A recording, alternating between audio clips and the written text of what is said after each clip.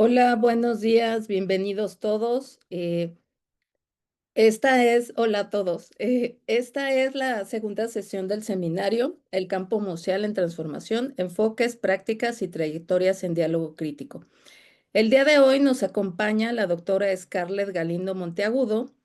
Y ya antes de darle la palabra, me gustaría, bueno, pues presentarla. Solo denme un segundo. El título de su presentación, de su conferencia es La gestión museal, el Museo Nacional de Acuarela Alfredo Guatí Rojo. Eh, Scarlett es directora del Museo Nacional de la Acuarela Alfredo Guatí Rojo desde 2021. Es miembro del ICOM, del Consejo Internacional de Museos, desde el 2009. Es presidenta del Comité para la Museología en Latinoamérica y el Caribe, ICOFOM-LAC, desde 2023. También es coordinadora actualmente del Circuito Sur de Museos desde 2020. Asimismo, es miembro del comité de la Red de Museos para la Inclusión de Personas con Discapacidad desde 2014. En su formación académica es doctora en Ciencias Sociales y Políticas por la Universidad Iberoamericana, maestra en Museología por la Escuela Nacional de Conservación, Restauración y Museografía del INA, en la cual ella obtuvo el grado con la tesis titulada México en dos exposiciones internacionales, París 1952 y Osaka 1970, la cual recibió el premio Miguel Covarrubias, que otorga el Instituto Nacional de Antropología e Historia a la mejor tesis de maestría en 2013. Es licenciada en Diseño y Comunicación Visual por la Escuela Nacional de Artes Plásticas de la UNAM. En el 2023 formó parte del Diplomado en Formación Ejecutiva para Líderes Culturales y de Museos y en 2014 del Programa de Líderes Emergentes en Museos por parte del Getty Institute y el ITAM. Durante su gestión en el Museo Nacional de la Acuarela se ha ganado los siguientes premios. Antonio García Cubas al Mejor Libro de Arte en 2016 e Infa Awards por actividades de inclusión. Asimismo, gestionó el Diplomado de Especialización en Acuarela Contemporánea con opción a titulación en la Facultad de Artes y Diseños de la UNAM en 2024. Pues te damos la más cordial bienvenida. Estamos muy contentos que que nos acompañes. Y bueno, la dinámica es que tú hagas la presentación y al final podamos hacer el diálogo con los participantes o si tú quieres cambiar la dinámica, puede ser durante tu presentación. Y bueno, eso sería todo y te doy la palabra. Muchas gracias, Scarlett. Buenos días Muchas a gracias, todos. Diana. Muchas gracias, Gastón. Y gracias a todos gracias por la invitación. Voy a compartir pantalla y bueno, y les voy a platicar un poquito.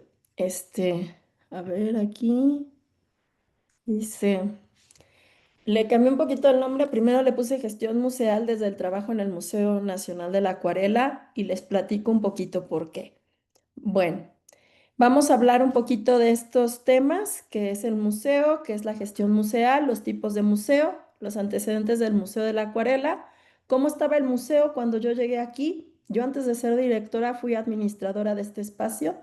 Eh, pues lo que se tuvo que implementar y luego unos pequeños datos de público de lo que había cuando llegué y lo que hay ahora, un nuevo organigrama que se desarrolló y algunos otros vínculos. Pero bueno, la idea principal, bueno, eso ya lo platicaremos en otro momento, pero ustedes ya saben el ICOM cuál es la nueva definición de museos que dio, que se amplió y es mucho más larga. Un museo es una institución sin ánimo de lucro, permanente y al servicio de la sociedad, que investiga, colecciona, conserva, interpreta, exhibe el patrimonio material e inmaterial, abiertos al público, accesibles e inclusivos. Los museos fomentan la diversidad y la sostenibilidad. Con la participación de las comunidades, los museos operan y comunican ética y profesionalmente, ofreciendo experiencias variadas para la educación, el disfrute, la reflexión y el intercambio de conocimientos. Esta es la definición que el ICOM da de museo. Y bueno, y se las pongo aquí porque Pues es un poco también lo que el museo debe de buscar, ¿no? Como institución. Y lo que hemos estado intentando hacer desde hace varios años en este espacio del Museo de la Acuarela. Luego les platico un poquito qué es la gestión museal. La gestión museal es un conjunto de procesos y estrategias administrativas y directivas para que funcione el espacio, el museo, incluyendo varias áreas: la conservación, la exhibición de las colecciones, la gestión del personal, los recursos humanos y recursos administrativos, la creación de experiencias educativas para el público, la seguridad del espacio, la planificación financiera, el marketing. Su objetivo principal es administrar integralmente el museo y garantizar su sostenibilidad y relevancia social al conectar el patrimonio con el público, con la comunidad de manera eficiente, ¿no? Entonces, ya teniendo más o menos qué es un museo y qué es la gestión museal, les voy a platicar un poquito cómo llego yo a un museo como el Museo de la Acuarela y en qué lugar se encuentra el Museo de la Acuarela. Por su gestión, los museos se pueden dividir en museos públicos y en museos privados. No es la única clasificación, hay muchos más museos, así que podemos platicarlo después, pero más o menos aquí les planteé algunos, ¿no? Están los públicos, pues son los nacionales, los estatales, los regionales y algunos universitarios, aunque también hay museos universitarios que son privados porque vienen de universidades privadas.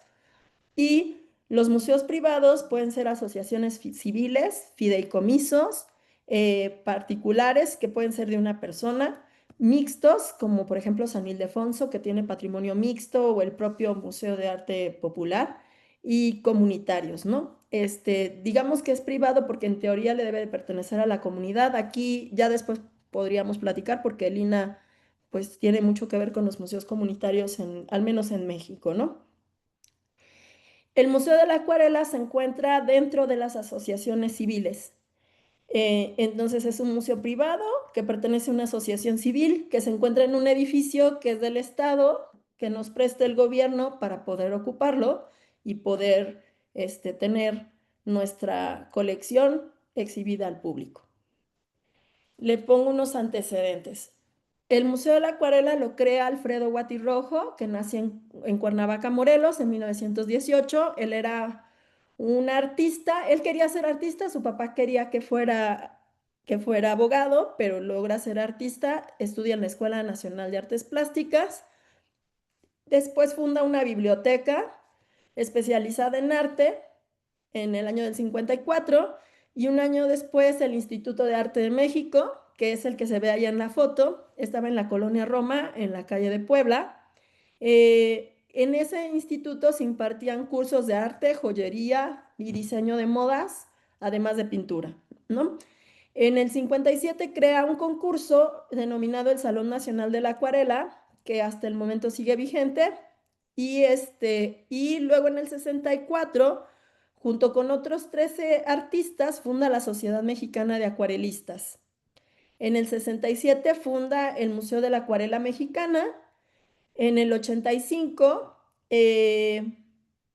funda la Sociedad de Amigos del Museo, porque en el 85 se cae el primer edificio del museo, el edificio que estaba en la calle de Puebla, y en el 87 el edificio de la calle de Puebla pues lo dejan, está 2 años la colección sin poderse exhibir, y en el 87 le prestan la casa en la que ahora está el museo en Coyoacán. Eh, pero por eso funda una sociedad de amigos, porque la mayoría de los acuarelistas le apoyan para encontrar otro espacio. En el 94 crea una bienal de la acuarela y en el 2003 se funda, cuando él muere, se funda el Día Mundial de la Acuarela. Eh, Ahora les voy a platicar un poquito cómo estaban las cosas. Yo llego al Museo Nacional de la Acuarela en el año del 2013.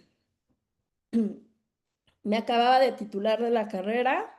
Bueno, ya había terminado la carrera, pero la titulación con la tesis me llevó varios años hacerla. Yo estuve trabajando en educación comunitaria en el Consejo Nacional de Fomento Educativo, o sea que estuve trabajando un poquito en el gobierno y me llaman para participar en este museo. Y entonces, cuando llego, más o menos me doy cuenta cómo están las cosas.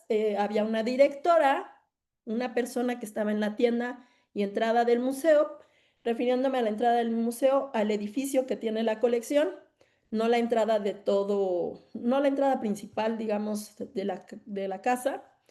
Eh, Había una persona en la oficina, una persona de atención al visitante y tres personas de mantenimiento y de seguridad había una persona. No se tenían claras las funciones que hacían ni cómo trabajaban. Después, también viendo el escenario de museografía, las primeras cédulas, la primera cédula entrando a una de las salas estaba mal, ¿no? No tenían la información correcta. No estaban organizados los acervos y tenían luces incandescentes por cuestiones de conservación, pues eso no se debe de tener. También en cuestión de atención a visitantes, sí se tenía un público cautivo, que era la Sociedad de Acuarelistas, pero no se sabía cuál era el público general que nos visitaba. El museo es un museo escuela, entonces este museo, aparte de tener a la Sociedad de Acuarelistas, tiene a los artistas, bueno, tiene a todos aquellos que vienen a estudiar aquí pintura, a nuestros talleres. Entonces, digamos que tenemos un público cautivo, por decirlo de alguna manera, o más bien una comunidad. Nuestra comunidad es una comunidad artística, pero no teníamos una vocación. Entonces empezamos a trabajar en construir una vocación del museo y es esta, que es una institución sin fines de lucro creada por el pintor y acuarelista Alfredo Guatirrojo con el objetivo de promover, difundir, apoyar y conservar todo tipo de manifestaciones artísticas, especialmente en la técnica de la pintura en acuarela, a través de la exposición, difusión, exhibición, enseñanza, restauración e intercambio de obras desde hace más de 52 años, siendo el primer museo de acuarela en el mundo. Cabe destacar que hay otros museos de la acuarela. Aquí en propio México, en el Estado de México hay uno que se creó después en el año del 93 y hay otro en Ecuador y en otros, estaban intentando abrir uno en Chile. Hay varios museos de acuarela en América Latina y en Europa, pero que están dedicados a artistas en específico, acuarelistas en específico. Requena en España, pero no es un museo como el de nosotros, ¿no? Que es un museo que se denomina nacional, pero después podemos platicar, porque ya si han visto con Diana o con aquí en clases, no lo sé, la ley de patrimonio, para ser un museo nacional tiene que serlo por decreto presidencial y nosotros le ganamos al gobierno y en la asociación civil dice que es nacional, pero por decreto presidencial no lo somos. Pero bueno, tenemos nosotros aquí una misión y una visión que se crea para tener el museo. Nuestra misión es ofrecer un panorama visual del desarrollo histórico de la acuarela en México y el mundo y al mismo tiempo despertar la curiosidad de nuevas generaciones sobre esta técnica y su manufactura. Y nuestra visión es ser un referente en el desarrollo de la acuarela en nuestro país y el mundo. También es importante cuando tú empiezas a hacer una institución o a cambiar una institución, tener ciertas características, valores que quieres tú proyectar. Comunidad, y pues decimos que generamos una comunidad que lo valore y proteja, que proteja la acuarela, entre ellos la Sociedad de Acuarelistas, la Sociedad de Amigos del Museo de la Acuarela Mexicana. Tenemos responsabilidad. Seguimos el código de deontología del ICOM, que ahorita está cambiando, pero es un código en el cual pues se protege a la colección, pero ahora ya se está valorando más también proteger pues otras áreas, no solamente a los objetos, sino también a los sujetos y también pues para hablar un poco más de patrimonio inmaterial, aunque todavía no lo logran del todo. El respeto, respetamos los derechos humanos. Desde el 2019 formamos parte de los museos de derechos humanos, inculcando valores, intentamos hacer concursos que tengan que ver con los derechos humanos para que la gente los conozca. También eh, tenemos cuestiones de inclusión, porque el museo se ha preocupado pues por ser incluyente.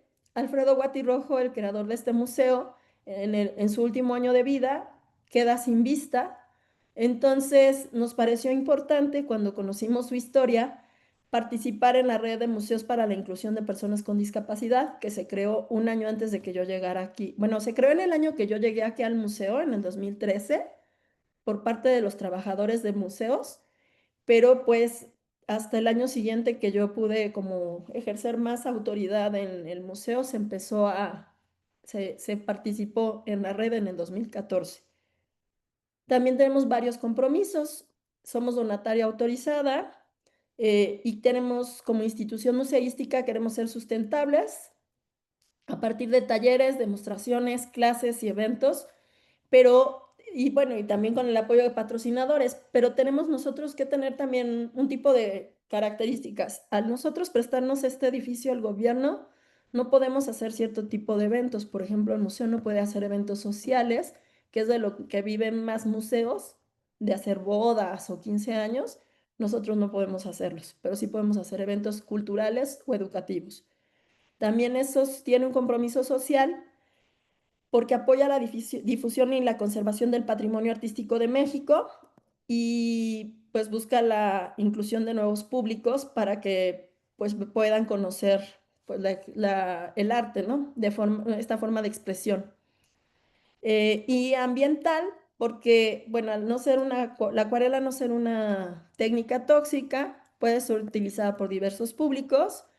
También, por ejemplo, hemos hecho algunas planeaciones para que por ejemplo, ya cuando la gente limpia su pincel, al ser acuareleable, ya no tiran su agua del pincel al grifo del agua.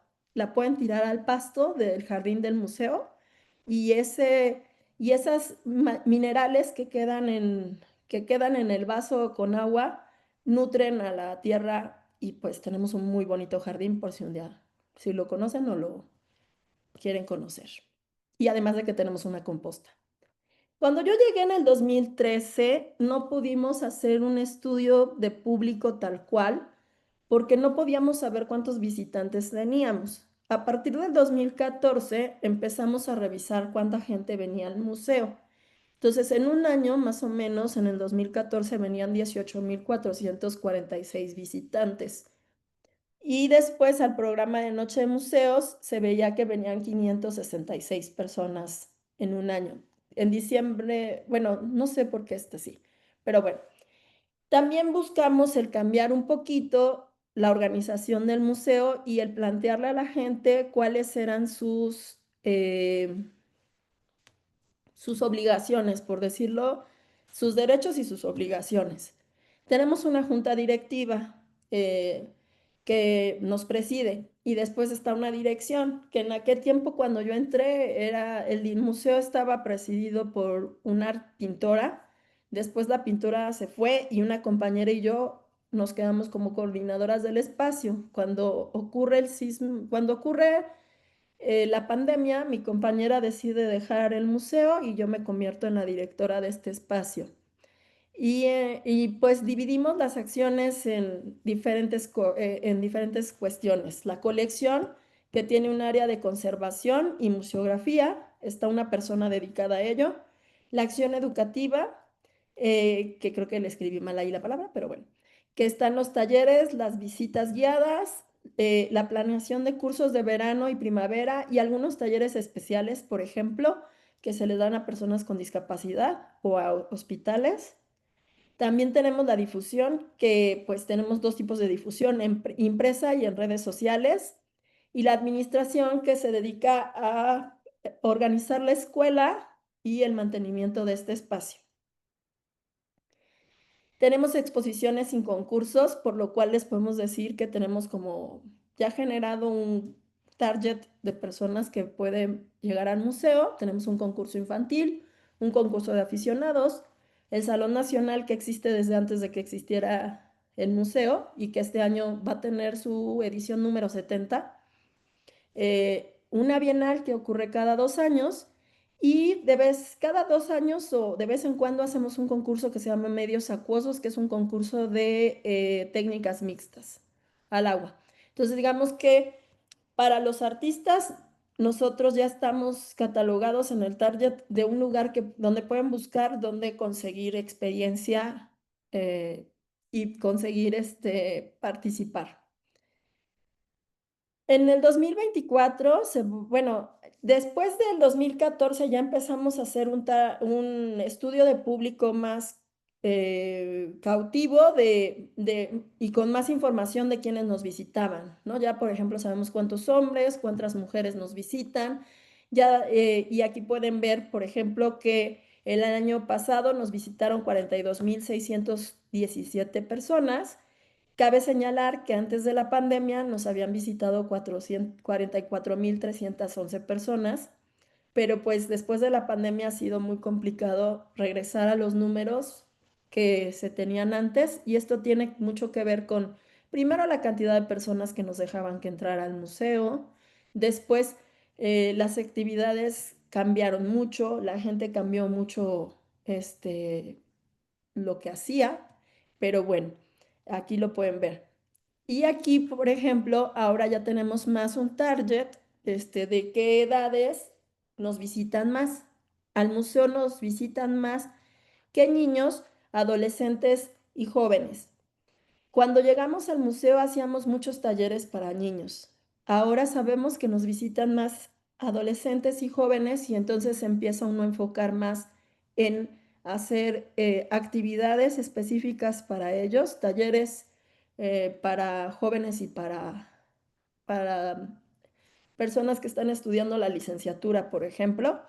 Y entonces ya se empezaron a hacer talleres que trataran sobre arquitectura, visitas especializadas al museo que trataran sobre ello, por ejemplo, porque nos visitan arquitectos o nos visitan diseñadores. Entonces, empezamos a hacer actividades más específicas. Aquí está un poquito también cómo nos visitaron en las noches de museos. Cabe destacar que en diciembre no hay noche de museos, y pues en noviembre no hubo noche de museos híbrida, entonces por eso no hay ningún dato de hibridez.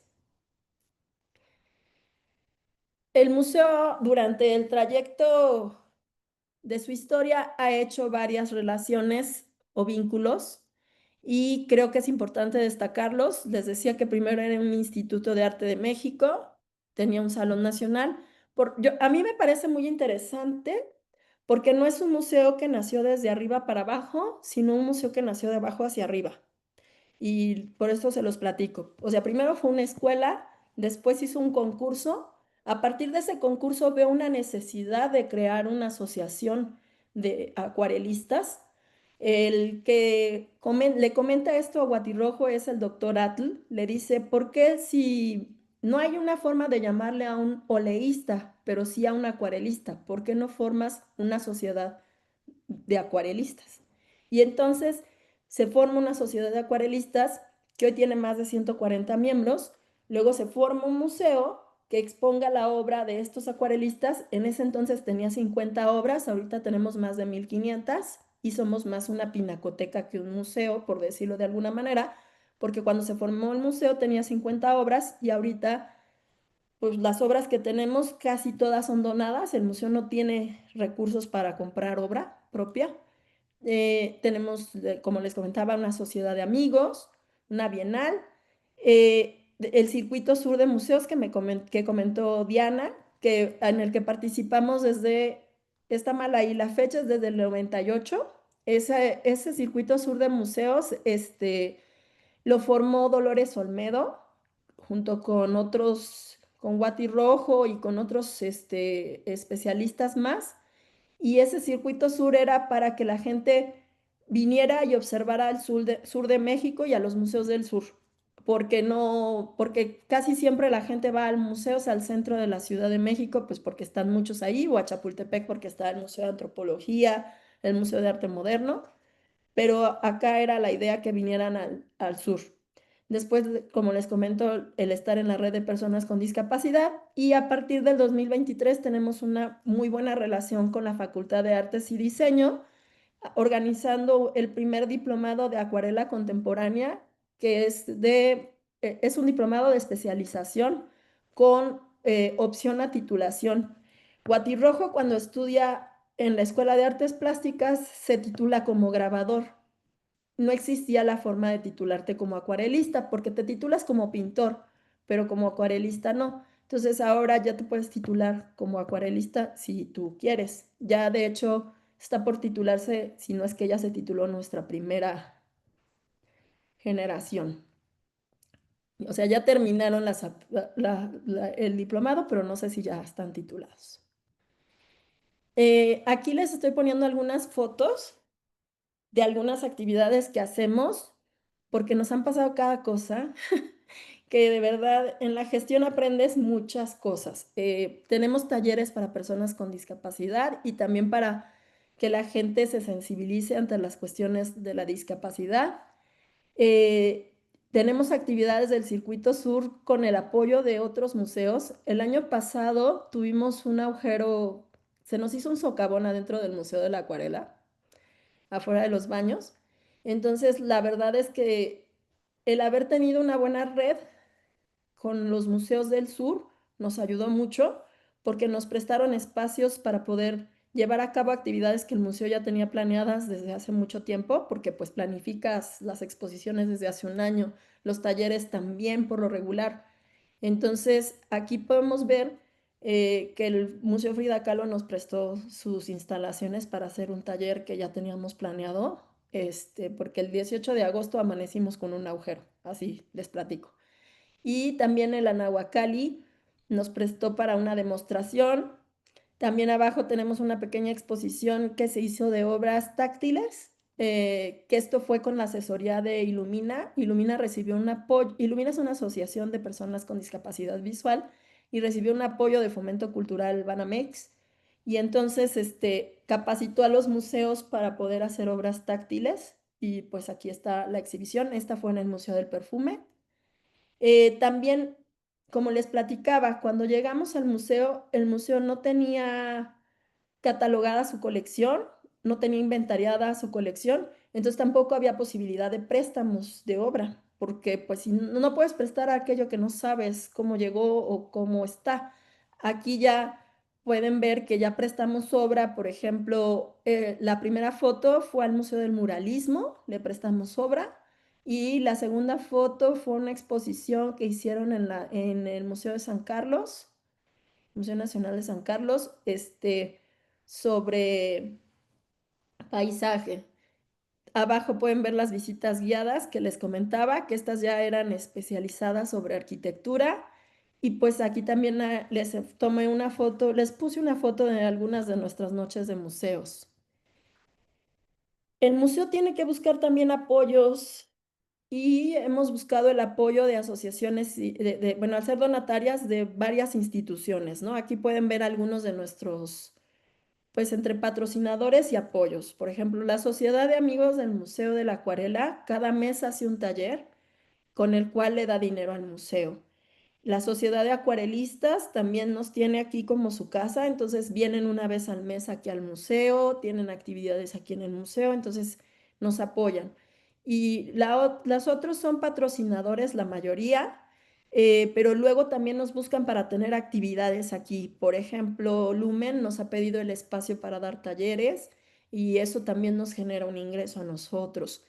Y con la Facultad de Artes y Diseño, como les digo, ahora estamos haciendo un diplomado y vamos a tener algunos otros talleres que yo creo que pueden ser muy interesantes. Estamos por lanzarlos y todo eso pues le genera a nosotros más visibilidad al museo y también genera un vínculo con otros, pues con otras instituciones y con otros públicos que no venían antes aquí al museo, ¿no?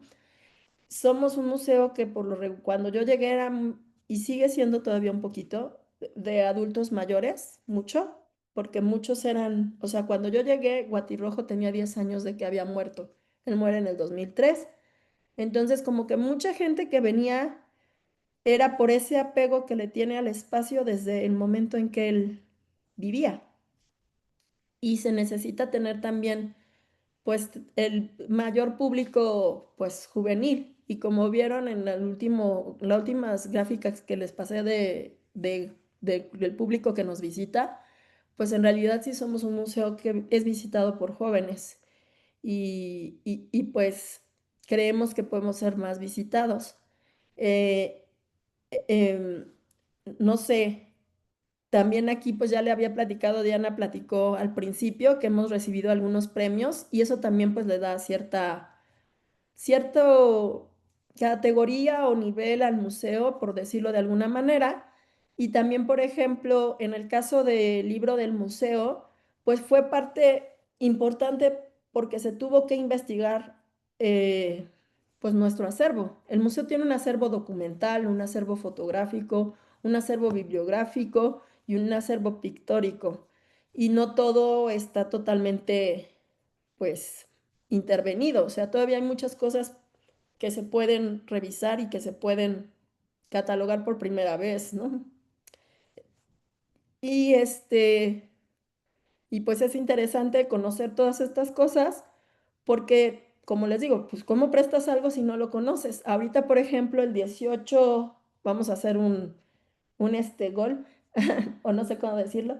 El 18 de este mes, la asociación, van a presentar un libro sobre la Asociación de Grabadores y pues van a hablar de Guatirrojo y de lo que nosotros pudimos comentar y prestar de información para ello, ¿no? Porque ya también podemos ser un espacio en el cual los investigadores pueden venir a investigar. También ya nos ha venido a buscar gente que está investigando sobre diseño de modas, porque tuvimos aquí pues esa carrera hace muchos años.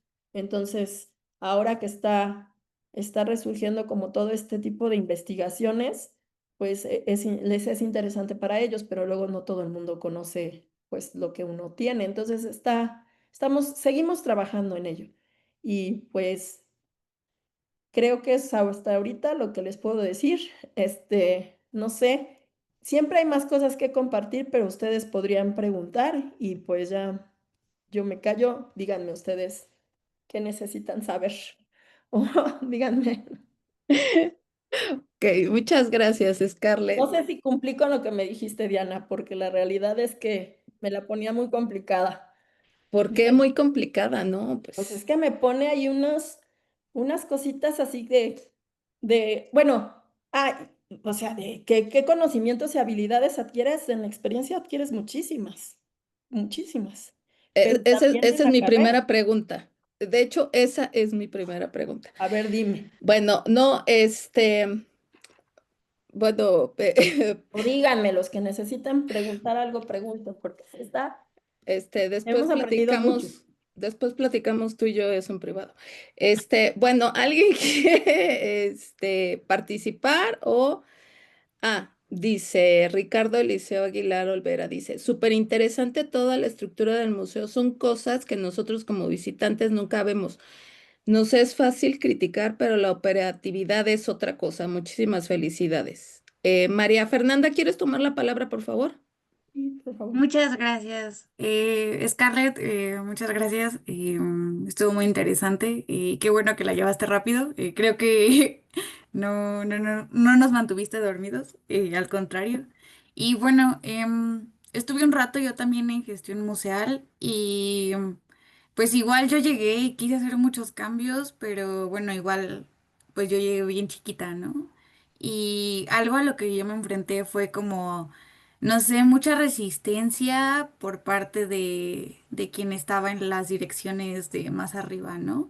Y vi en tu organigrama que había una junta directiva. Entonces, ¿cómo fue para ti el llegar e intentar implementar estos nuevos cambios, dado esta como situación? Porque, bueno, al menos eso entendí yo, ¿no? Como que al haber ya alguien en la dirección que pues mantenía las cosas en estas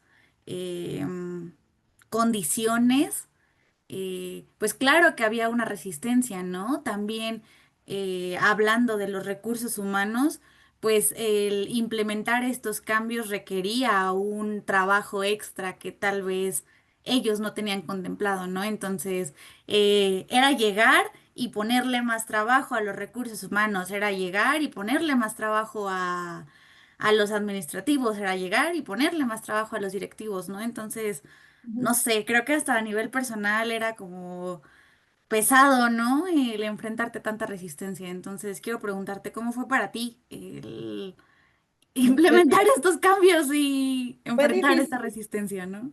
Mira, fue difícil. Al llegar, yo siento que no querían que me diera cuenta de nada, porque me mandaron a la tienda del museo. Entonces yo acababa de salir de mi carrera de museología, ahí yo, y yo llegué con todas mis materias. Yo ya sé de conservación, yo sé de restauración, bueno, yo sé de todo un poquito, ¿no? De administración, de gestión y todo, y me mandan a la tienda, ¿no? Y así como que yo dije, pues no me quieren dejar entrar a la oficina, no quieren que vea qué es lo que están haciendo, que es la realidad, no querían al principio. Entonces, pero desde ahí también me puse a revisar y entonces veía que la primera cédula del primer objeto estaba mal. Entonces le dije a mi jefe, oiga, ¿ya se dio cuenta que están mal las cédulas de los objetos que están en el museo? También, al estar en la entrada del museo, yo me pude dar cuenta si venía gente o no venía gente, ¿no? Entonces, como que también desde el lugar en donde estás, tú tienes que tomar lo que tienes y empezar a trabajarlo. Después, hablar con la junta directiva, pues no siempre las juntas directivas están formadas por personas que tienen que ver con el arte, a veces sí. Aquí en el caso del museo, nuestra junta directiva, muchos eran acuarelistas, otros, como el presidente y el tesorero, más bien fueron amigos de Guatirrojo, que sus esposas eran acuarelistas, son todavía. Entonces, como que ellos no veían mucho. Me pasó, por ejemplo, un día un comentario cuando empezamos a organizar algo del museo porque me dijo mi jefe, dice el presidente de la junta directiva, dice, ya ahora sí ya me puedo ir tranquilo. Le dije, no, a ver, espérese, esto tiene que lograr sobrevivir a usted y a mí. Así que tenemos que planear esto para que se quede, aunque nosotros nos vayamos, ¿no? Entonces, como que ahí dijo, achis, creo que sí, también es cierto. Y entonces empezó como a cambiar un poquito la manera de pensar de lo que se tenía que hacer, porque no es algo que va a durar un año, es algo que tiene que durar más, aun cuando nosotros no estemos. No sé si eso contesta tu pregunta o no, pero sí es difícil, sí es muy complicado. O sea, No, sí, no, sí, muchas no te gracias. voy a decir, digo, no hay una respuesta correcta. Y con respecto a la gente, pues sí, a veces carga uno la mano, a lo mejor. También pues uno capacita mucho a la gente, este, pero pues sí, siempre pasa. Pues, yo creo que de todo lo que me ha tocado manejar, los recursos humanos son lo más complicado. Porque digo, y eso que a mí no me tocó ningún museo con sindicato, entonces yo creo que sí debe de ser de lo más complicado los recursos humanos, porque tienes como que llegar a acuerdos con todos ellos. Por ejemplo, hoy estamos aquí trabajando todos, ¿no? Y digo, y por lo regular los lunes los museos no abren, pero el Museo de la Acuarela sí, entonces nosotros sí estamos abiertos hoy. Entonces, pues son muchas cosas, pero uno también tiene que poner un poco el ejemplo. Y pues ya, en este caso es lo que hemos hecho, o es lo que yo he intentado hacer. Pero bueno, a ver, Vale, ¿alguna muchas otra gracias. pregunta o algo? Rodrigo, por favor, ¿quieres tomar la palabra o lo escribes en el chat? Eh, Rodrigo sí, adelante, Rodrigo. gracias. Sí, tomo la palabra, nada más que no prendo la cámara porque ya mi computadora está viejita. Pero bueno, buenos días a todos. Mi pregunta va encaminada por esta parte que mencionaba la ponente sobre que el Museo de la Acuarela pertenece a una asociación civil y que en realidad no está como tan vinculada con el gobierno, por lo que se considera un museo privado. Mi pregunta es si el museo, con esas características, se ve de alguna manera afectado o permeado por estas políticas que van en detrimento de los museos, ¿no? Como lo hemos visto en los tiempos recientes que el gobierno cortó presupuesto al INVAL y al INA, por ejemplo, ¿no? Entonces, mi pregunta va sobre esa línea. Muchas gracias. Pues claro que sí, mira. Antes existía un área que se llamaba proyectos especiales y entonces tú podías pedir, al ser donataria autorizada, tú podías meter un proyecto a lo que antes fue Conaculta y luego Secretaría de Cultura. Y entonces, metiendo un proyecto, tú podías conseguir recursos que el gobierno te otorgara. De hecho, al Museo de la Acuarela el gobierno le otorgaba muchos recursos antes, este, o le evitaba hacer ciertos gastos, ¿no? Por ejemplo, llegó a pagar la seguridad. En el 2017 decide que ya no puede pagar la seguridad de este espacio después del sismo del 17. Entonces ya es un gasto que de un día, de la noche a la mañana, tienes que ver cómo lo vas a pagar y cómo lo vas a cubrir. Le platicaba yo a la gente de la alcaldía, me decía, pero es que ustedes pues tienen patrimonio como todas las casas de Coyoacán. Le dije, sí, pero no todas las casas de Coyoacán tienen abierto el patrimonio para que veas a Saturnino Herrán, ¿no? Entonces, o sea, no es como lo mismo, ¿no? O sea, digo, sí sé que aquí a lo mejor hay casas que tienen hasta patrimonio más grande que el museo, no lo sé, pero no están abiertas al público. Entonces, y no éramos el único museo que le quitaron la seguridad a todos los museos de Coyoacán. Estamos hablando desde el Frida Kahlo hasta el Trotsky y todos, ¿no? Entonces, claro que nos ha afectado y pues sí, sigue afectando. O sea, la realidad es que va a seguir afectando porque siento que, por ejemplo, nosotros nos hemos resistido a hacer un museo que cobre la entrada porque también cobrar la entrada implica otra cosa que no sé si ustedes conocen, que se llama el impuesto de espectáculo público. Entonces nosotros nos hemos resistido a cobrar la entrada porque decimos, bueno, podemos vivir de ser una escuela y demás, y porque también tendríamos que pagar otro impuesto y no sé qué, pero sí, pero pues si incrementan al 200% las entradas el año que entra, pues no sé qué vamos a hacer, porque pues también me imagino que va a subir los precios de muchas cosas, ¿no? Entonces, no sé si a nosotros nos va a subir porque cada año nos hace un avalúo el gobierno porque nos cobra el uso del espacio, antes no lo cobraba. Entonces, eso hace que también, pues, nos pueda subir el costo porque puede decir, bueno, pues tú podrías cobrar la entrada, ¿no? Entonces, pues, son muchas cositas. Pero a ver, sigamos con las preguntas, Diana. Muchas gracias, Ricardo. Carlos, si quieres tomar la palabra, y ahorita daré lectura a los comentarios del chat. Carlos Figueroa, por favor.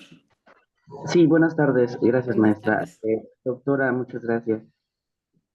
Justo a mí me queda un poco de dudas acerca de lo que usted comentaba, doctora, de la sostenibilidad económica que puede tener un museo, los retos que esto implica y además cuál es la delgada línea entre ser algo sustentable, entre cobrar entradas, que cosa que no hace este museo, y ser un espacio sin fines de lucro. Es que sí es un problema. Porque también, por ejemplo, es lo que pueden decirte, pues vives de bodas, ¿no? Y entonces ya no eres un espacio cultural, sino un espacio social, por decirlo de alguna manera. Y también la idea del fin de lucro, ¿no? Porque pues si estás, por ejemplo, viviendo de las bodas, pues a lo mejor lucras un poco más, por decirlo de alguna manera, porque vives, pero tu finalidad no es lucrar, tu finalidad es sustentar. O sea, estás intentando sustentar el espacio. Por eso, pues muchos de nuestros compañeros de museos, pues viven de eso, porque también imagínate ¿cuánto cuesta mantener o sea, este es un edificio en realidad no tan grande? ¿Cuánto cuesta, por ejemplo, mantener el edificio de Betlemitas del Mide o algún otro edificio mucho más grande y mucho más antiguo, ¿no? Debe de ser extremadamente caro. Entonces, digo, si de por sí este no es barato, tampoco creas, pero sí, sí lo hemos seguido intentando, pero nuestra idea nunca, y yo creo que el de ninguna institución, ningún museo es lucrar, es más bien sostener. El problema y por lo que nosotros nos hemos negado a hacer ciertas actividades es que no queremos que se sostenga de una manera, pues que no nos parecería como la mejor forma, ¿no? Pero lo que sí es real es que a lo mejor nos estamos perdiendo de tener muchos más ingresos de los que deberíamos de tener, ¿no? Porque a lo mejor pues haciendo aquí 15 años y bodas, pues tendría muchísimos más ingresos de los que tengo, ¿no? Y más bien hago puras actividades culturales, educativas, que no generan el mismo ingreso que otras sí generarían, ¿no? ¿Qué más? ¿Qué más te Muchas dicen? gracias, Carlos. A ver, daré lectura. Mm, Son muchos comentarios, Scarlett. Dice Juan José Durán Barrera, excelente trabajo, felicitaciones a todo su equipo. Fátima Viridiana Flores, qué precioso, muchas gracias. Sayil Parral, no, es la lista de asistencia, ahí está la lista de asistencia. Lolita Nájera, hola, dice, hola, no tengo cámara y micrófono, estoy, bueno, eh, un gusto escucharte, estimada Scarlett, todo mi reconocimiento a tu labor y por supuesto de quienes te han acompañado en este camino. ¿Cuál ha Ujú. sido el mayor reto en el trabajo con el personal del museo? En cuanto a comunicación, trabajo en equipo, etcétera. Por otra parte, ¿podrías compartir de nuevo la diapositiva donde brindas el concepto de gestión museística? Gracias. Ok. Bueno, son varias cosas con respecto al personal, pues bueno, Ujú, de todo ha habido, ¿no? Eh, creemos nosotros que lo que hacemos mucho es capacitar al personal, o al menos es nuestra idea que la gente se vaya, porque no somos un museo que tenga tantos recursos económicos, entonces creemos que podemos darle capacitación al personal y los retos, pues es eso, que realmente sabemos que es un personal que va a estar de paso y que se va a ir a otras instituciones, ¿no? O sea, se vuelve un reto eso, ¿no? No es un personal que digo, aunque de verdad hay gente que se ha quedado aquí muchos años, pero pues porque yo creo que le ha gustado el espacio o algo así, porque en realidad pues no tenemos los recursos que a lo mejor en otro lugar les podrían pagar para poderse quedar ahí, ¿no? Y con respecto a la diapositiva, a ver, deja ver si te la puedo volver a compartir.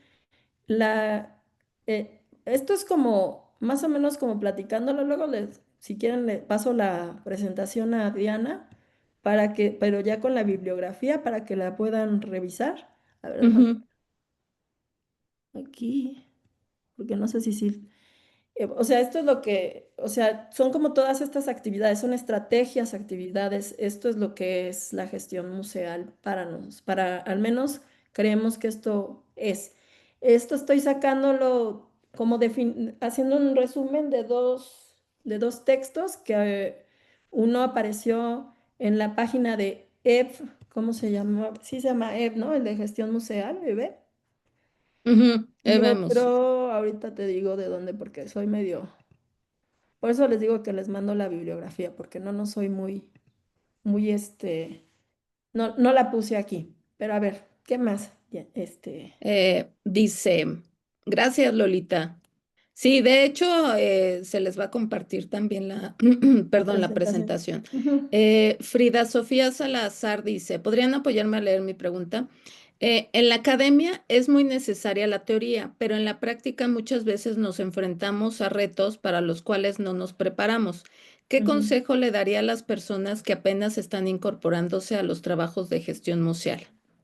Que iba un poco en lo que decías hace un rato sobre el conocimiento, la trayectoria, ¿no? Creo.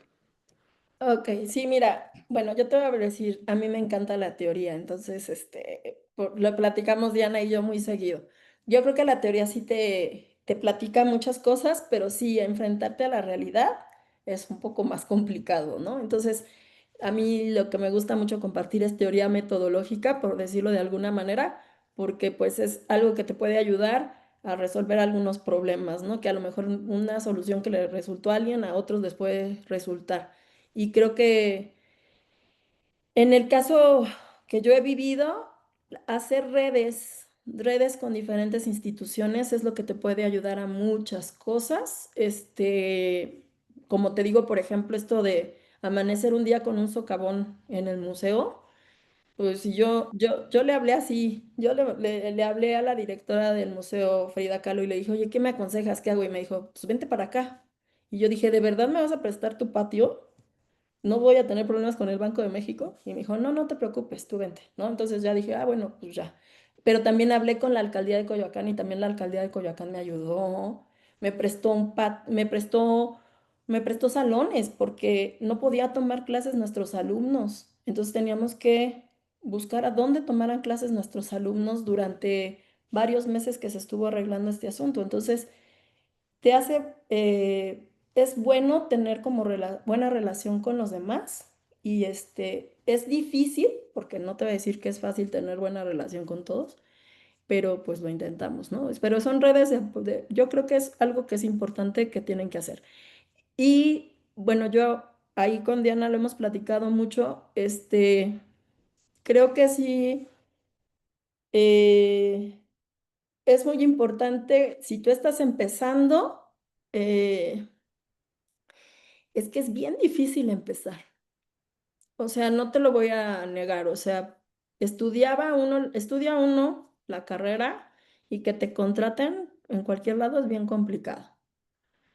Pero una vez empezando, pues no dejar de trabajarlo, ¿no? O sea, buscar cómo a realizar las cosas. O sea, yo recuerdo que, por eso te digo, o sea, llegué y aquí al museo me hablan, ¿no? Yo puse mi perfil en la página de CompuTrabajo, ahí, y ya me hablan, ¿no? Y yo, ah, ya, museóloga, ya estoy aquí, ¿no?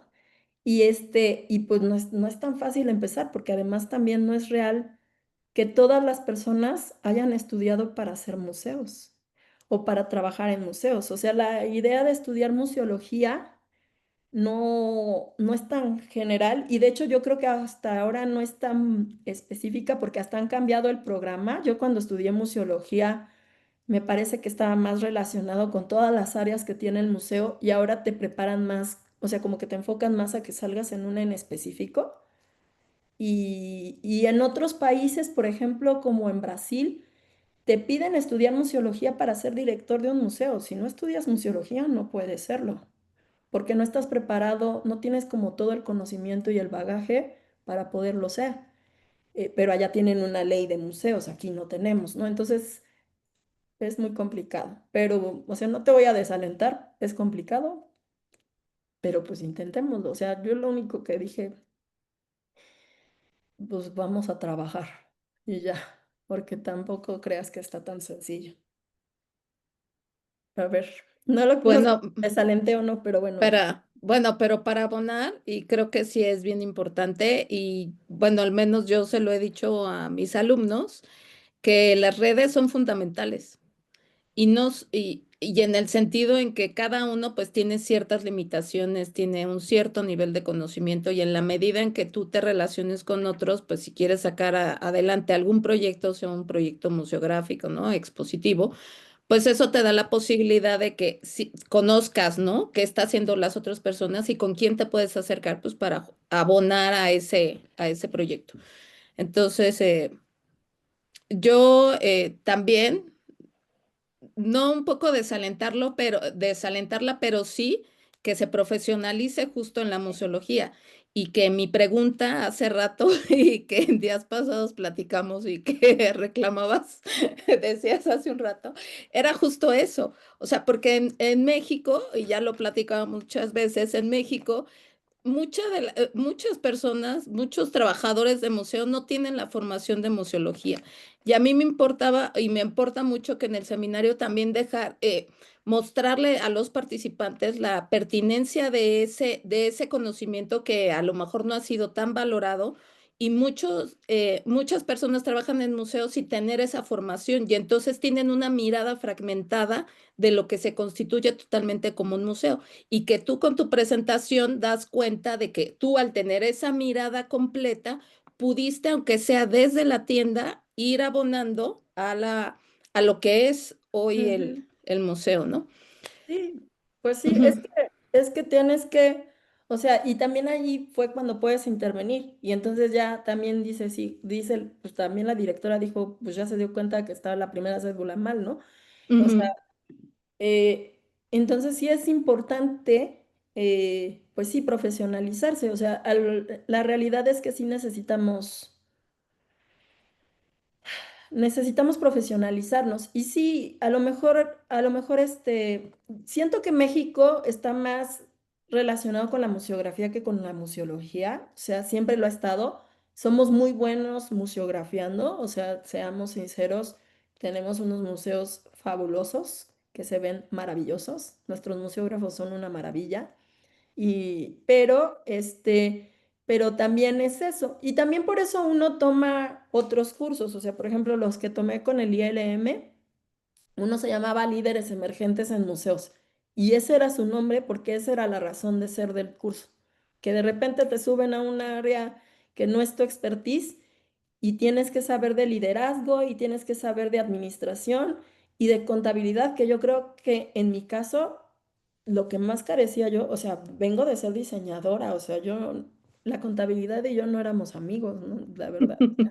No, nunca, no, digo, aunque en diseño también te dan pues, un área en donde te enseñan cómo cobrar tu trabajo, pero como que normalmente no le tomas como tanta importancia, ¿no? Ok.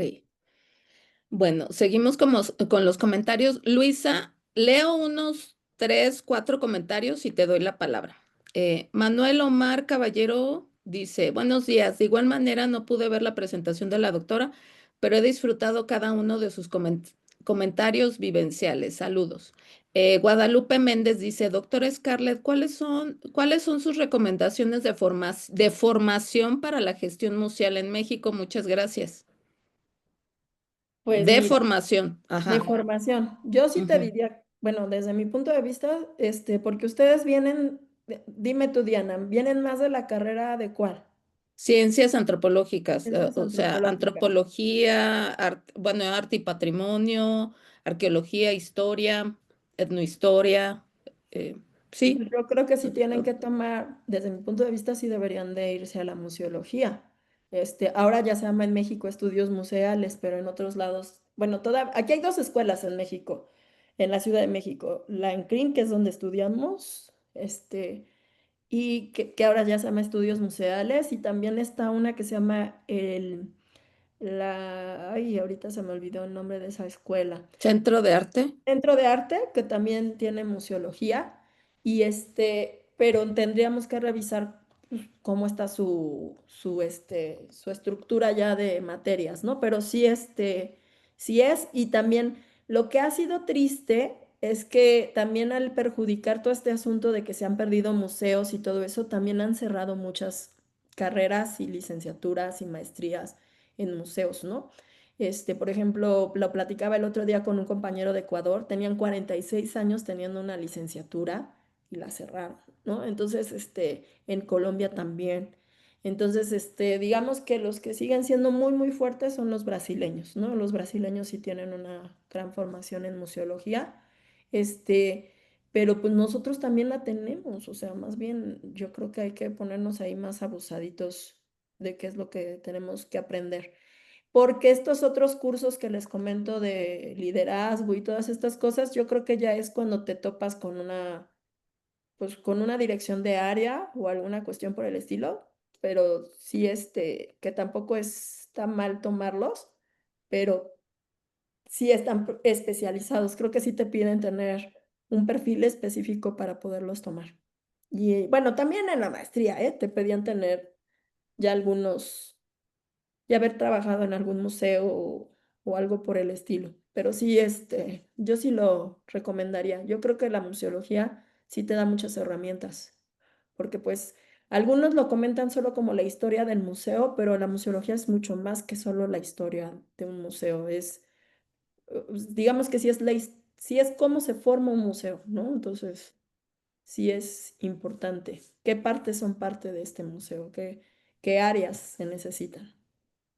Y los debates y cómo ha Los ido debates, bueno, y cambiando, también toda ¿qué? esta formación, ¿qué tipo de museo quieres, no? Si quieres un museo crítico, si quieres un museo social, o si quieres un museo tradicional, también, ¿no? Que es válido, aunque no nos encante, nada, no es cierto. Sí, exactamente. Dice Magda Lilia, con respecto a lo que decía hace un rato Ricardo sobre los presupuestos y esto, dice, la cultura no le importa al gobierno. Después está el comentario de Dalila Sarmiento. Hola Dalila, me da mucho gusto que estés aquí. Este seminario es maravilloso porque nos permite acercarnos a experiencias valiosas en la gestión museal, en este caso a través de la trayectoria de la directora Scarlett Galindo, efectivamente. Además de felicitarla por su notable trabajo y compromiso, me gustaría conocer más sobre sus estudios de público en la práctica, cómo los desarrollan, si existe la posibilidad de consultar los datos obtenidos. También quisiera preguntarle qué desafíos vislumbra a futuro para el museo. Finalmente, desde su perspectiva personal, ¿cuál ha sido su mayor reto al frente de la institución, considerando que los recursos son limitados, pero las ganas de mejora son muchas? O sea, son tres. Una es la de públicos. La de públicos, mira, pues nosotros los tenemos, bueno, hay varios. Está el que hace el INEGI, que ese lo pueden consultar en la página del INEGI, participamos nosotros. Entonces está ese, pero a mí me parece no tan específico. Ujú. Nosotros a partir de algunas preguntas que se les hacen al ingreso, al entrar al museo, se tiene un estudio de público. Luego vino una chica de Cochabamba porque querían abrir un museo de la acuarela en Bolivia. Entonces, ella también vino a hacer un pequeño estudio de público del que tenemos aquí información, así que si quisieras venirlos a consultar, pues yo te diría que vinieras con nosotros para que se te pueda dar más información. Y esa es la primera, ¿no? La segunda, ¿cuál era? ¿Qué desafíos vislumbra a futuro para el museo?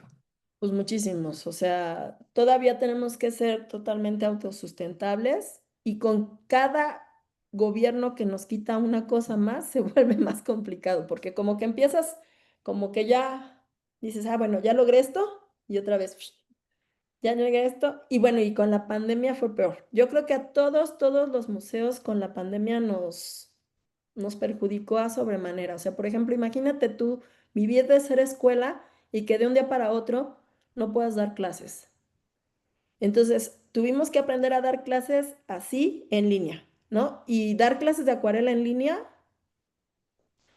o había una maestra que daba clases en WhatsApp, o sea, porque no sabía usar Zoom, o sea, por más que lo intentábamos explicar y todo.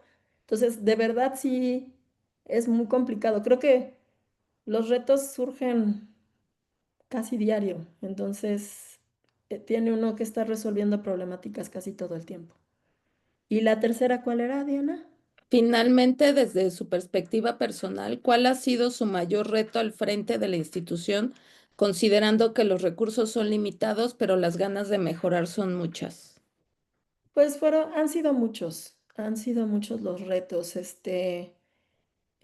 Pues, eh, no sé, a ver, déjame pensar. Es que te digo, el del año pasado fue el socavón. El del año antepasado, no, como que depende de qué año me hables. Fue la pandemia, ¿no?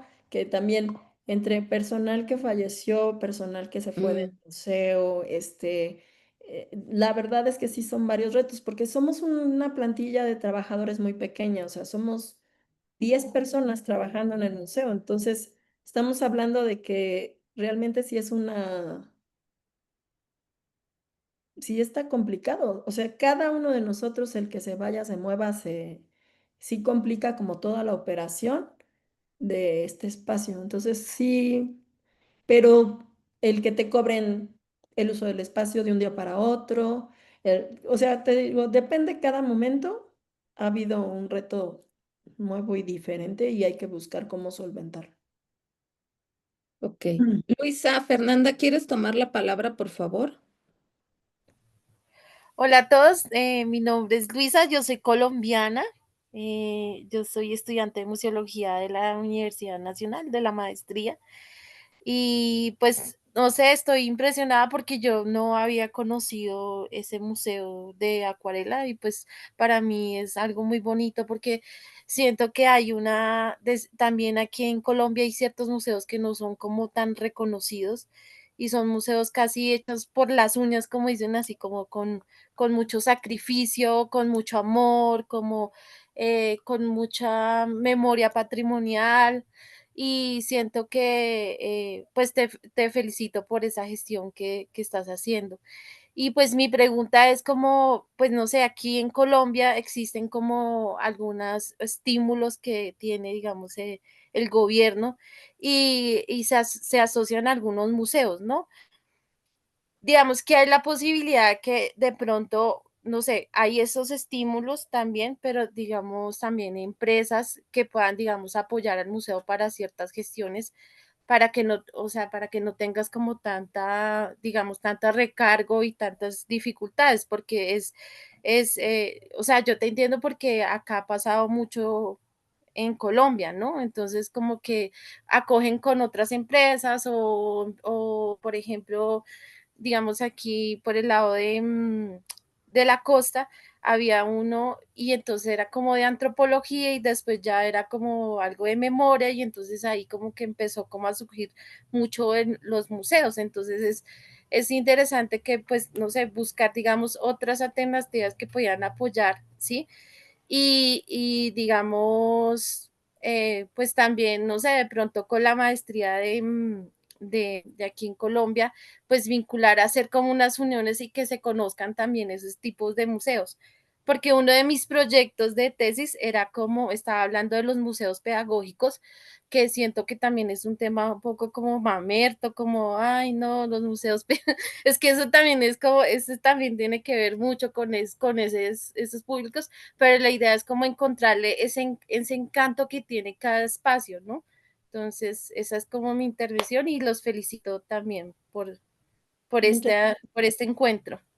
Muchas gracias, Luisa Fernanda, y te pediría de favor si nos pudieras pasar los datos de esa maestría, porque también nosotros estamos revisando ahorita pues los estudios museales en Latinoamérica y a nosotros nos habían planteado que habían cerrado en Colombia una maestría que había ya o una licenciatura en museos y y pues ahí luego cada 3 años en el Museo de Santa Marta se hace una trienal de acuarela en donde participa muchas veces el Museo de la Acuarela y de hecho el premio se llama Alfredo Guatirrojo por el director de este museo. Nada más para que lo supieras un poquito, uno de sus premios. Entonces, Ay, no, pues me encantó. entonces nada más Sí, para, o sea, no nos reconocemos, pero entre artistas sí se reconocen, o sea, ellos como, sí. como comunidad artística sí reconocen la labor de este artista y sí lo digamos, por eso te digo que como que siento que es un museo que vino de abajo hacia arriba, no de arriba hacia abajo, porque normalmente es el presidente el que decide, vamos a hacer este museo, y este museo más bien fue desde abajo a ver cómo surgía, ¿no? Y sí, por eso también se ha llevado tantos problemas hacerlo, ¿no? Porque se les cayó el edificio, estuvieron 3 años buscando quién les diera otro edificio, cosas por el estilo, ¿no? Entonces, sí, sí está complicado. A ver, dime ahora tú, Diana, ¿quién se iría?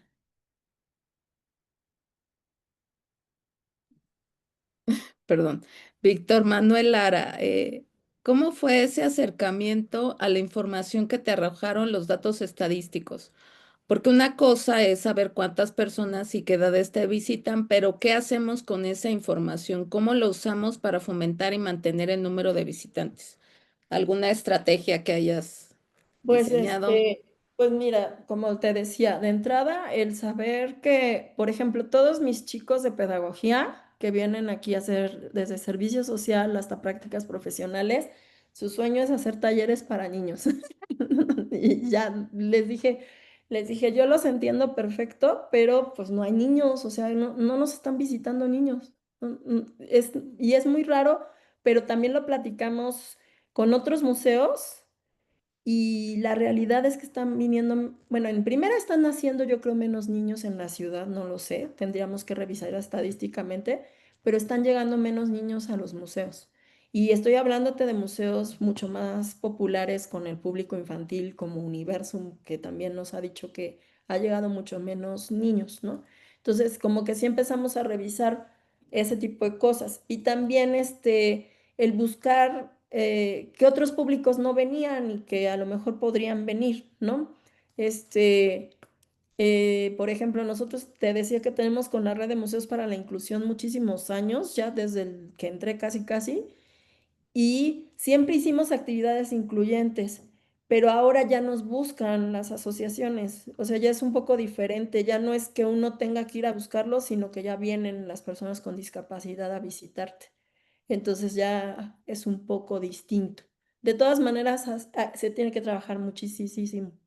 Y no sé si eso resuelve alguna de tus preguntas, pero si no, o sea, también es cierto que necesitaría hacer un estudio público todavía mucho más profundo al respecto, pero pues para hacerlo también se requiere de mucho tiempo y esfuerzo y la realidad es que tampoco, o sea, por eso te digo, en octubre volvemos a poner el del INEGI y el del INEGI está pues en la página del INEGI también lo puedes consultar y ahí puedes ver también las estadísticas y comparar no solo con nosotros, sino con otros museos, las cantidades de visitantes y demás, ¿no?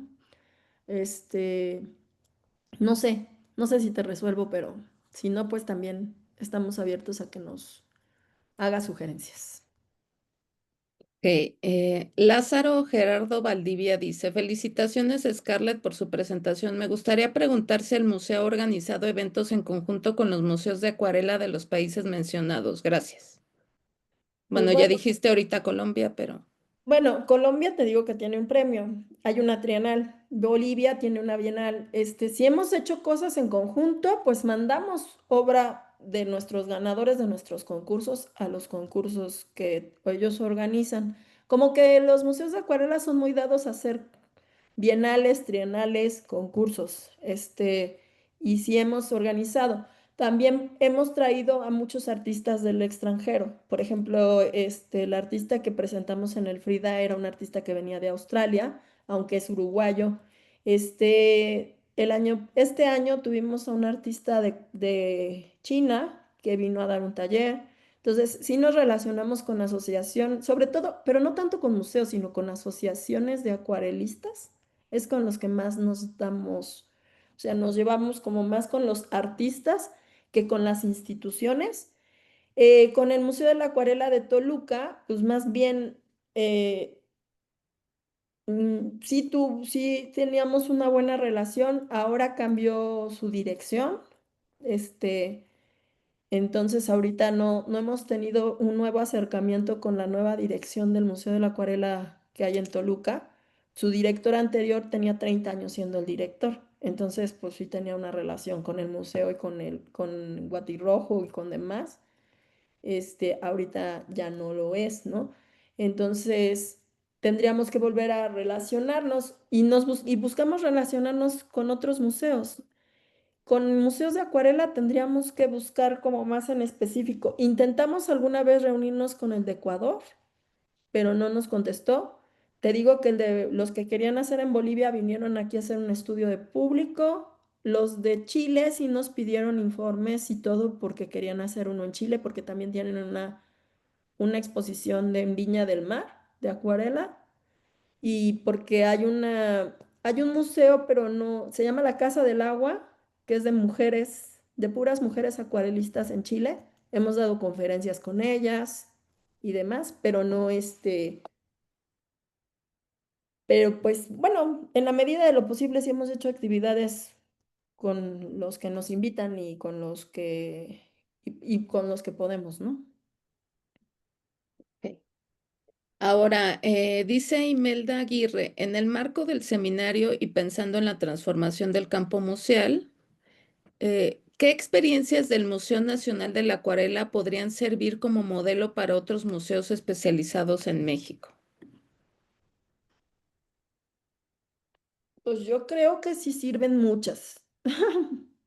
Por ejemplo, yo creo que esto de formar comunidad haciendo concursos, que lo hizo Guatirrojo desde el principio, porque formas comunidad. O sea, por ejemplo, hay un artista que ganó el concurso infantil en 1962.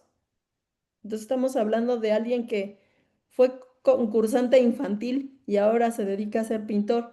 Entonces, ¿tú crees que no marcó su vida haber ganado su primer concurso en un museo como este, no? Entonces, yo creo que sí, los concursos sí ayudan mucho en ese sentido a generar como comunidad, creo yo. No todo todo el mundo no va a estar conforme con quien gane, eso sí es real, pero sí, creo que eso podría ayudar un poco. Eh, y cuestiones, no sé, habría que pensar, es que eso es a nivel público, a nivel entre instituciones, el hacer como esta vez esto que hicieron de circuitos y redes entre instituciones, yo creo que ayuda mucho. Por ejemplo, la semana pasada, bueno, no sé si fue la pasada, sí, el 7 de septiembre, el Museo Casa Estudio Diego Rivera y Frida Kahlo, que está en San Ángel, nos pidió que si un acuarelista, como cumple en 120 años Juan O'Gorman, entonces nos pidió que un acuarelista fuera a pintar la casa de Juan O'Gorman y dimos un taller para el museo, ¿no? Entonces, como que todos esos vínculos ayudan a que tú seas más visible, porque sí es real que pues, eres más visible si vas a un museo que es mucho más popular que el tuyo, ¿no? Por decirlo de alguna manera.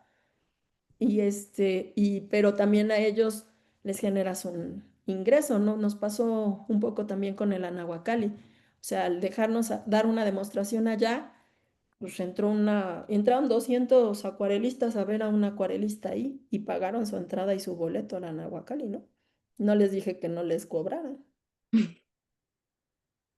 Entonces, digo, no les van a dar millones de dólares, pero por lo menos le dieron un ingreso al museo y en un día que me comentaban ellos que no era tan visitado. Ahorita, de hecho, el Anahuacalli y ellos ya están haciendo más programas educativos y de talleres también, que antes no tenían tantos. Creo que ya vieron que también es una forma de vincularse con la comunidad y una manera de también tener otro tipo de ingresos, ¿no? ¿Qué otra cosita? Muy bien. Pues varios comentarios. ¿Qué pasa? Dice Daniel Galloso. ¿Qué pasa cuando no se sigue el acta constitutiva del museo y se hace otra cosa? Es decir, ¿qué tanto influye la dirección y su visión del museo del objetivo primordial? Ay, Dios. Pues no te sé decir porque, a ver, nosotros tenemos un acta constitutiva y el acta constitutiva sí dice lo que podemos hacer, ¿no? Pero ¿qué pasa cuando no? Pues yo creo que sí puede haber alguna sanción, yo creo, ¿no? No me ha tocado en este sentido porque te digo, nosotros seguimos, pues digo también. Uno puede como también revisar si están siguiéndose todas las actividades en el acta constitutiva o también puedes buscar cómo introducirlas y siempre en asamblea con la junta directiva podrían introducir pues otras actividades, ¿no? Mientras no cambien como la idea del espacio, ¿no? Porque no sé a qué te referirías, pero yo creo que mientras no cambien con la idea de que, por ejemplo, en este caso de que sea un museo, pues que tiene que mostrar objetos, en el caso de, bueno, porque nosotros tenemos una colección, creo que no hay ningún problema. Pero sí, como comentas, si tiene un problema el acta constitutiva, pues lo primero que tendrían que ver legalmente es si pueden introducir otras actividades en ella y si no, pues revisar el no realizarlas para no tener un problema administrativo, creo yo.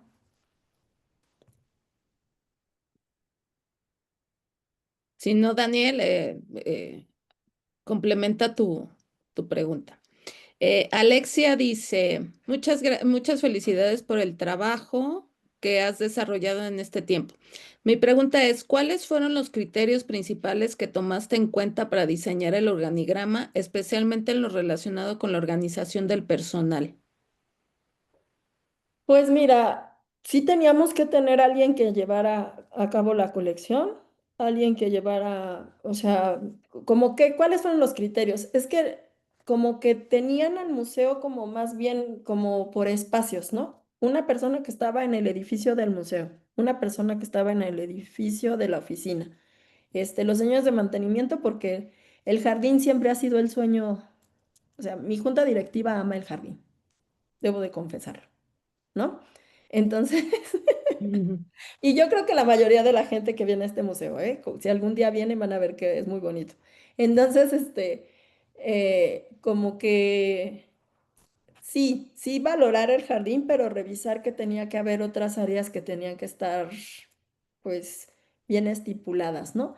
Y entonces por eso se ponderó el asunto y también se hicieron, que eso no te los enseñé, pero se hicieron unas hojas donde se ponen, bueno, a ver, deja ver si puedo compartirlas, pero déjame ver si tengo alguna abierta. Ujú. Unas hojas donde puedes ver como sus obligaciones de perfiles. A ver, déjame ver. Perfiles descriptivos. Mira, a ver, que eso es también algo que a lo mejor, que yo siento que antes no se tenía. O sea, se pide un perfil, a ver, pero déjame, no quiero poner el PowerPoint. ¿Cómo puedo hacer? ¿Cómo le hago para que comparta? En tu ventana, ¿cuál quieres? ¿Es la que ya está abierta? ¿Es un correo? Sí, es un correo, pero espérame, es que no lo veo aquí. A ver, le voy a volver a dar compartir, pero quería compartir, esto no, esto tampoco. Ya se me va a acabar la batería de la computadora porque se me olvidó conectarla, espérame tantito. Ya están viendo todo lo que lo que tengo, creo, ¿verdad? Pero bueno, No, no se ve acá nada. está. Mira, Ah, eh, ya. se hace un perfil de puesto. Esto sí es mucho más de una empresa. Eh, que sí es algo que tienes que revisar, ¿no? Entonces haces un perfil del descriptivo y un perfil del puesto. Y entonces tú también ahí dices más o menos qué carrera tendría que tener o por el estilo, ¿no? Para que te pudiera ayudar un poquito y como qué experiencia necesitarías para esa área, ¿no? Y creo que eso te ayuda un poco a, por ejemplo, que es muy claro, ¿no? Si necesitas un restaurador, pues sí necesitas que sea restaurador, ¿no? O si es alguien que sabe de museografía, pues sí necesitarías, si a lo mejor no es un museógrafo, por lo menos que sepa de diseño industrial, no sé, alguna cuestión por el estilo. Déjame agarrar porque se me va a acabar la batería de la computadora. Permíteme. Ujú. Sí, Pero tú, si quieres, sigan preguntando te mientras. sigo diciendo. Dice Juan Martínez, eh, felicidades por este espacio y a la doctora Scarlett por su presentación. Resalto el ejercicio de las perdón, de las alianzas para poder dar continuidad a las actividades y seguir dando este apoyo a la cultura. Pues sí. Aunque les digo que cada día es más difícil que la gente te apoye, ¿eh? Porque además como el gobierno, o sea, bueno, primero era interesante ser donataria autorizada porque pues te apoyaban más, ¿no? Pero Ujú. después empezó también a ser un problema porque pues cada vez fiscalizan más a las donatarias y entonces ya la gente no te dona tan fácil como antes te donaba, ¿no? Pero pues bueno, sigamos tratando. Dice Kim Sumano, felicidades por la presentación. Manuel, felicito por su labor, doctora, es espectacular. Ricardo dice, tal vez hoy los programas de estudio, con referencia a lo que hablábamos bueno, platicabas hace un rato pues sí, de los currículos. eh, Tal vez hoy los programas de estudio buscan enfocarlo como una empresa y una estructura de tipo privada, pero olvidan la cuestión cultural. Pues bueno, aquí a lo mejor, si es que es así, pero en Ujú, otros lados no. El otro día platicábamos con gente de Argentina y ellos todavía, como ellos tienen la licenciatura en museología, su licenciatura se enfoca más como en la cuestión de la conservación. Entonces, ujú. les enseñaban hasta de monedas y cosas por el estilo y creo que a lo mejor y eso es demasiado específico, ¿no? O sea, bueno, obviamente si tú trabajas en un museo de numismática, me imagino que sí tienes que aprender pues, la diferencia entre los diferentes tipos de monedas, ¿no? Acá me cayó a mí de perlas porque pues como yo estudié diseño, yo sí sabía pintar acuarela y entonces pues yo sí sabía la diferencia entre una húmedo sobre húmedo y una húmedo sobre seco, ¿no? Pero no, pero sí bueno, y también al haber llevado en la maestría llevamos conservación, pues las condiciones para la conservación del papel y demás.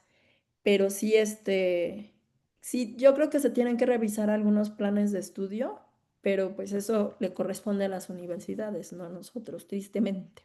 Bueno, aquí Diana sí trabaja en una universidad, que les diga. Después hablamos. No, lo que sí creo es que además también difundir, y pasa un poco como con la antropología, que muchas veces no se sabe pues, para qué sirve la antropología más allá de hacer una investigación y más allá de publicar un artículo o un libro o hacer un documental, ¿no? Sí, porque Yo sí es creo que la diferente. antropología pues tiene múltiples usos sociales y pasa un poco con la museología, que no solo se restringiría a los museos, sino también pues a esas representaciones, a ese cuidado de la cultura material, ¿no? Ajá, y por eso también digo, yo no tenía una formación como más social y esto, aunque trabajé muchos años en educación comunitaria, entonces como trabajé años en educación comunitaria, como que sentí también eso, que a mí me hacía falta una parte social en mi formación y por eso es que estudié el doctorado en ciencias sociales y políticas, ¿no? Porque creo que también la política cultural es importante y, Ujú.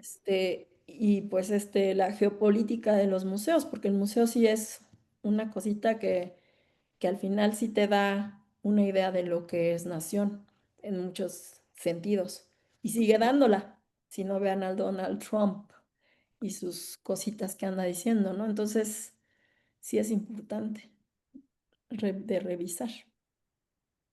Exacto. Dice Tania, en los museos, ¿quién se encarga de la organización de actividades y exposiciones?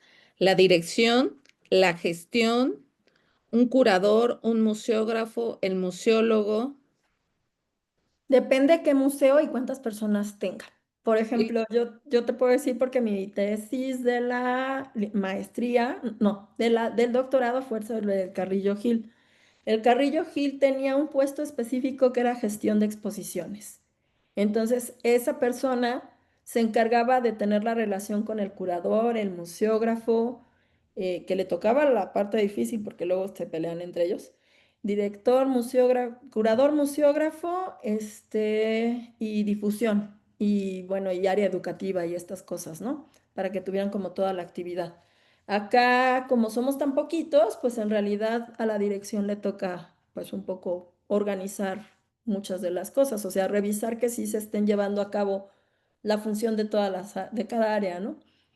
Pero te digo, hay museos que tienen un gestor específico, por decirlo de alguna manera, ¿no? Que es gestión de exposiciones. En el INA y en el INBA, por eso también hay un área específica que es la dirección de exposiciones, ¿no? Entonces, creo que ellos son los que llevan todo ese mecanismo.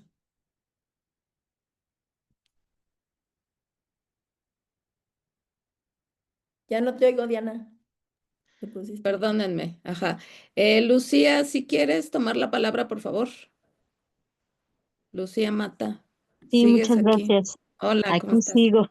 No, y muy atenta y pues con muchas cosas, Scarlett, muchas felicidades, muchas gracias por recordarnos cuestiones pues clave que son como resonancias que siempre estamos teniendo. Y yo sí quisiera comentar, bueno, yo soy pedagoga y museóloga y pues sí me mueven muchas fibras en el sentido de las formaciones, ¿no? Hace un rato lo estaban comentando. Y bueno, yo he pensado, y esto creo que lo compartimos muchos, que en ese sentido tendríamos que meternos a pensar que si bien se trata de formar en la teoría para incidir en la práctica, necesitamos generar alianzas, ¿no? Yo siempre me he preguntado, o sea, ¿dónde están los centros formativos, las instituciones de educación superior en esa tarea de generar currículum compartido, ¿no? Y bueno, ya entrando en el plano, pues mucho más específico de la transdisciplina, pues, que son cuestiones más específicas, ¿no? De formaciones específicas, este sería como que pues un momento para reflexionar en esto que vemos en tu museo. Pues es un museo vivo, es un museo de comunidad, para la comunidad, pero también el museo ofrece un territorio donde pensar, crear y realizar pues muchas cosas inter, multi y transdisciplinariamente, ¿no? Sí, Entonces, en esto que tú ahorita comentas, yo veo muchas capas y no capas en el sentido de la tierra, ¿no? Sino capas en el sentido de todo lo que te tienes que estar quitando y poniendo en un momento determinado y que sin duda alude a muchas disciplinas que el día a día pues se relacionan, se vinculan en ese trabajo en museos, ¿no? Entonces, la problemática va mucho más allá, pero centrando mi comentario es hacia las formaciones. Entonces, bueno, sí he pensado que tenemos que trabajar, o sea, pensar desde dónde venimos, cuál es ese perfil que tenemos, pero también en distintos niveles, a lo mejor la educación superior tendrá que generar o seguirá generando, pues, licenciaturas, los posgrados, etcétera, las especialidades, pero también en este sentido de formar para, más bien desde la práctica, porque ya hay conocimientos que se han realizado, que se tienen en la práctica en museos, independientemente si tienes una licenciatura o una formación específica en museología. Entonces, bueno, yo antes decía que la pedagogía le daba a todos mucho para crear y para intervenir en todas las disciplinas, pero ahora veo que la museología tiene también esa otra parte, ¿no? O sea, sí veámoslo, porque por aquí había una pregunta que decía, bueno, ¿qué es la museología? ¿Qué es la museografía? Pues la museología es la que nos preocupa de todas estas cuestiones que ahorita se están diciendo para llevarlo a lo mejor a espacios expositivos de diversa índole, de diversa caracterización, pero ahorita estamos viendo esa parte, ¿no? Entonces yo así como ponía al centro a la pedagogía en muchas cosas que lo sigo poniendo y lo sigo llevando a cabo, también encuentro en la museología esos retos y esas otras preguntas. Entonces regreso a lo que comentaba. Esas alianzas son muy importantes, ¿no? Hay que compartir, ¿no? O sea, pero compartir no, y se decía ya desde la semana pasada, a mí me inquietaba un poco esa parte, ¿no? O sea, tenemos que reflexionar en conjunto, pero para intervenir en problemáticas que ya hemos identificado, ¿no? Entonces, bueno, sí, por supuesto, esta parte de la gestión en museos ocupa ahorita para poder ir viendo, pero tú has tocado muchas fibras muy sensibles y que, bueno, ya mejor me callo porque ya me emocioné demasiado. Y me sigo preguntando, pero también yo creo que este seminario nos va a ayudar por la diversidad de perfiles que estamos ahorita en la escucha. Muchas gracias por permitirme es- hablar. no, gracias por hablar. Y sí, bueno, en específico también yo sí creo que la pedagogía es importante para los museos. Entonces, digo, pero como te digo, la museología pues se encarga de todo el museo y la pedagogía, desde mi punto de vista, tiene que ver con ciertas áreas del museo que también es importante desarrollar, este, en los espacios, ¿no? Sobre todo porque no es tan fácil poder transmitir ciertas cosas, ¿no? También talleres, este, dar visitas guiadas también tiene, digo, ahora ya existen pues mediadores, y existen capacitaciones para ser mediador y demás, ¿no? También son cosas que se tienen que revisar. Y de la pedagogía, como también los pedagogos llevan mucho área de recursos humanos y todas estas cosas, muchas cosas sí se toman de la pedagogía también para poder utilizar, ¿no? O sea, esto de hacer un perfil del puesto y todas estas cosas que bueno, que nosotros tenemos la posibilidad de hacer, pero no sé si en todos los museos lo puedan hacer. Digo, hablando de museos en donde pues, hay cargos que llegan desde la política, ¿no? No desde realmente la planeación, ¿no? Y demás. Pero continuemos. No sé, Diana, ¿te han dicho algo más? Sí, todavía hay bastante. Leeré, yo creo, un par de preguntas más. Y una de las opciones que creamos para no extender pues más la sesión es creamos un grupo de Facebook para que si se queda en el tintero alguna pregunta, pues la conversación siga por ese espacio. Jacqueline dice, buen día, excelente charla, doctora Scarlett. Mi pregunta es, con su experiencia, ¿cuál sería la diferencia entre museología y museografía? Lo que decía Lucy. Ujú. Soy arquitecta con conocimientos en museografía y fui anfitriona de una galería de arte. Me gustaría saberlo de parte de una gran conocedora como usted. Por otra parte, fue muy amena su exposición. Gracias. Pues bueno, es que la museografía, desde el punto de vista, tiene más con la cuestión de la colocación. Bueno, la museografía tiene más relación con la curaduría, porque lo que hace es que el curador elige lo que se va a exponer y el museógrafo ayuda a colocar, a ver cómo se va a colocar, ¿no? Le tiene que poner ciertos límites quizá al curador, ¿no? Por decirlo de alguna manera, ¿no? En algunos momentos. Perdón. Y la museología, pues es la ciencia del museo. Entonces, lo que tiene que ver es que sí tiene que revisar todas estas áreas. Siento que nosotros, y lo platicábamos el otro día con una persona que venía de Brasil, con Bruno, que en México somos grandes museógrafos, pero les cuesta mucho trabajo a la gente escribir. Y entonces se queda en el tintero esa parte teórica y esa parte histórica y académica y demás de cómo se llegó a ciertas cosas. Hubo algunos casos de algunas personas que intentaron apoyar, por ejemplo, Carlos Vázquez Olvera estuvo haciendo mucho investigación con respecto a los museógrafos mexicanos y les hizo entrevistas y demás. Y entonces ahí rescató como alguna esencia de la museografía mexicana y en cómo fueron realizándose esas museografías, que también han cambiado. O sea, antes eran, ahora se intenta más que haya acceso de la comunidad a la realización de una curaduría y de una museografía, pero la museología es la que es la que hace que eso cambie, porque pues entonces se hace una teoría que es la museología, en algunos casos crítica, en algunos casos museología social, que lo que dice es que entonces el museo tiene que cambiar, ¿no? En un tiempo, hace muchos años, primero era la museología tradicional, que hablaba del objeto solamente, del objeto que tenía que ser exhibido.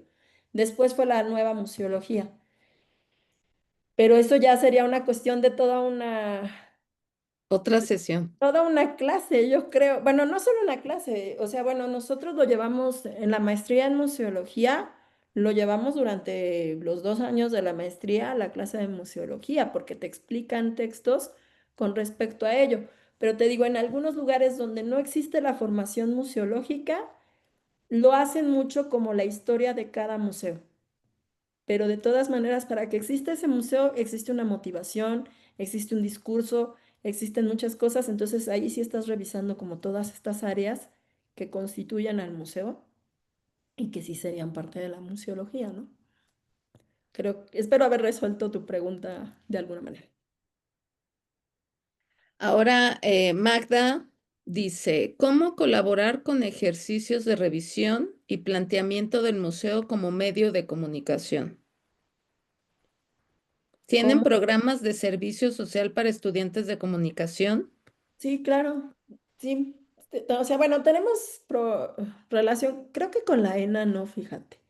Con la ENCRIM sí, bueno, no ha llegado de la ENA nadie, creo, aquí al museo. Con la Encrim sí tenemos, y de hecho ahorita hay una chica haciendo se quiere titular con un proyecto que está haciendo aquí, con gente de la pedagógica, muchísima gente de la Universidad Pedagógica, de la UNAM, muchas prácticas. Ahí existe la carrera técnica en museografía y entonces también tenemos aquí a mucha gente de museografía de la UNAM. De la ENA hemos tenido chicos del programa Jóvenes Construyendo el Futuro que llegaron aquí a hacer prácticas. Bueno, que llegan aquí a hacer, este programa de jóvenes es capacitación durante todo un año. Sí hemos Ujú. tenido aquí etnohistoriadores y algunos otros más, pero Yo creo que pues se van más a museos pues Ant- antropológicos, me imagino, ¿no? O etnográficos, pero sí hemos tenido etnógrafos aquí haciendo alguna cosa, haciendo algún servicio social o prácticas, pero poquitos, poquitos que yo recuerde. Pero sí, de que hay programas de servicio social y prácticas profesionales, sí los hay. Y que, ajá, pero también ella se refiere puntualmente a la parte de comunicación, porque dice cómo colaborar con ejercicios de revisión y planteamiento del museo como medio de comunicación. Supongo que, o sea, sí, sí, pues sí, el museo una de las formas de aproximación, pues es verlo como eso, ¿no? Como el medio de Sí. comunicación. Como un medio de comunicación, como lo veía Felipe Lacouture. Sí, sí, sí pueden bueno, si quieren colaborar, podemos Ujú, colaborar, pero por eso te decía, hay una chica que ahorita está haciendo su tesis sobre, bueno, no es su tesis, es su ejercicio de titulación, porque creo que ahora la INCRIM así te titula, ujú, y nos quiere realizar junto con gente de la escuela, de la bachillerato para personas con discapacidad, unos videos para difundir el museo. ujú. Pero si tú tienes como alguna idea de cómo podrías acercarnos más como un fenómeno de comunicación, no tendríamos ningún problema, lo podemos platicar, no lo sé. No sé, en este momento no se me ocurre al respecto qué es lo que digo, porque pues tenemos redes sociales, tenemos, pero Hola. Hola, es que lo veía así porque, perdón por tener sí, el micrófono. interrumpe No, porque no adelante, sé si te estoy adelante. entendiendo. Es Ajá. que en la licenciatura y en la maestría hice una tesis del museo como medio de comunicación y luego ya me desvié por otras cosas, pero estoy tratando de regresar al buen camino. Y la idea de fortalecer esta mirada de que el museo no es un espacio solo educativo, aunque obviamente es fundamental, un poco para promover que lo visiten como un espacio de comunicación, era un poco en ese sentido.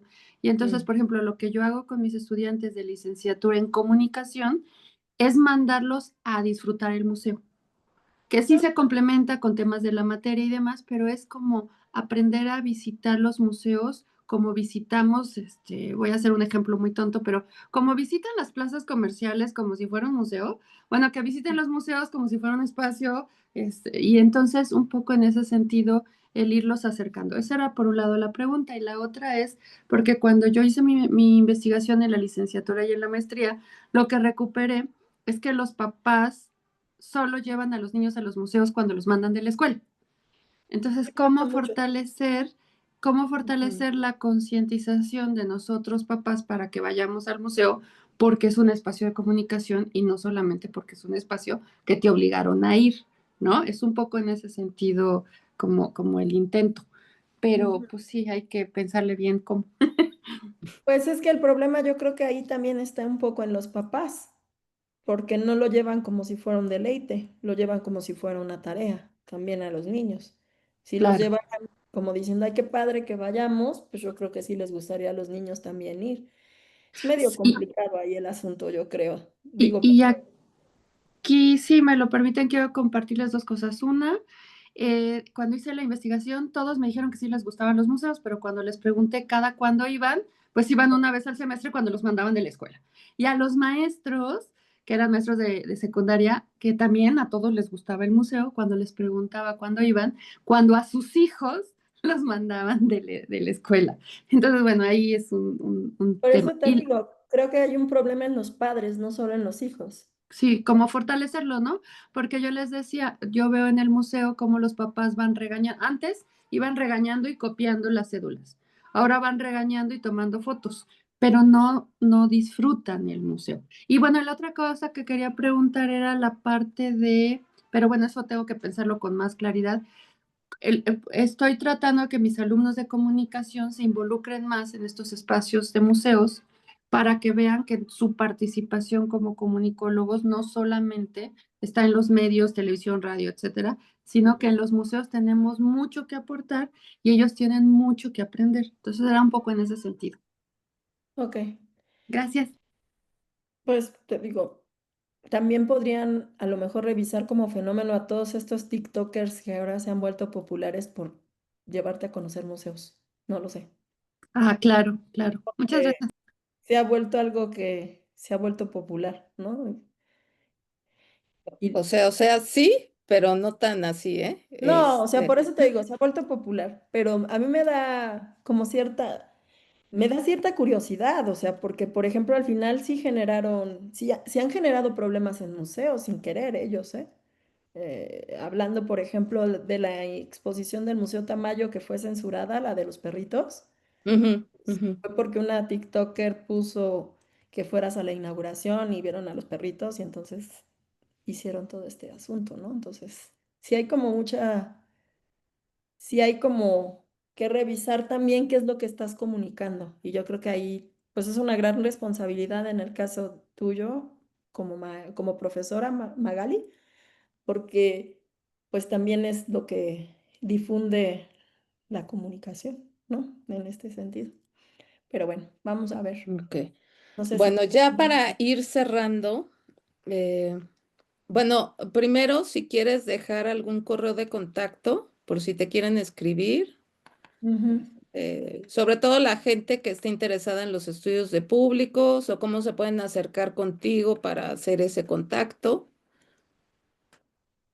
Voy a un poner aquí. correo electrónico o a través de nosotros, dinos. Les estoy poniendo aquí mi Ah, ok. correo. Ujú. Ahí para que lo anoten. Y ya solo hay algunos comentarios. eh, Ahí está mi correo ujú. del museo, aquí. Ujú. Dice Dolores Ballesteros, ya para ir cerrando, dice, sí, o los museos que usan famosos para que presenten su interés en alguna obra en el Prado y Reina Sofía, por ejemplo, ¿no? Digo, analizando desde la comunicación puede ser interesante. Es que sí, yo creo que también es un asunto ahí complejo. Por ejemplo, nosotros perdimos muchos niños, pero no dejaron de ser alumnos del museo, sino que se Ujú, volvieron adolescentes o adultos. De los niños, ujú, porque ujú. antes el museo tenía la mitad del grupo que teníamos aquí eran niños y la mitad eran adultos. Cuando pasó la pandemia, perdimos muchos alumnos, pero en realidad no los perdimos. Siguen siendo nuestros alumnos, nada más que ya crecieron, ya son adolescentes o adultos y entonces ya no están en el curso infantil. Pero que entre gente nueva, niños, ha estado un poco complicado. Sobre todo con las escuelas de tiempo completo, creo yo que antes buscaban más otros espacios a donde llevar a sus hijos que no fuera exactamente estar en la misma escuela. Y ahora sí, están mucho en el mismo lugar. Y Tristemente. bueno, pues sí. Y bueno, finalizaría con esta pregunta de Elizabeth. Bueno, hay dos más ya nada más de Facebook.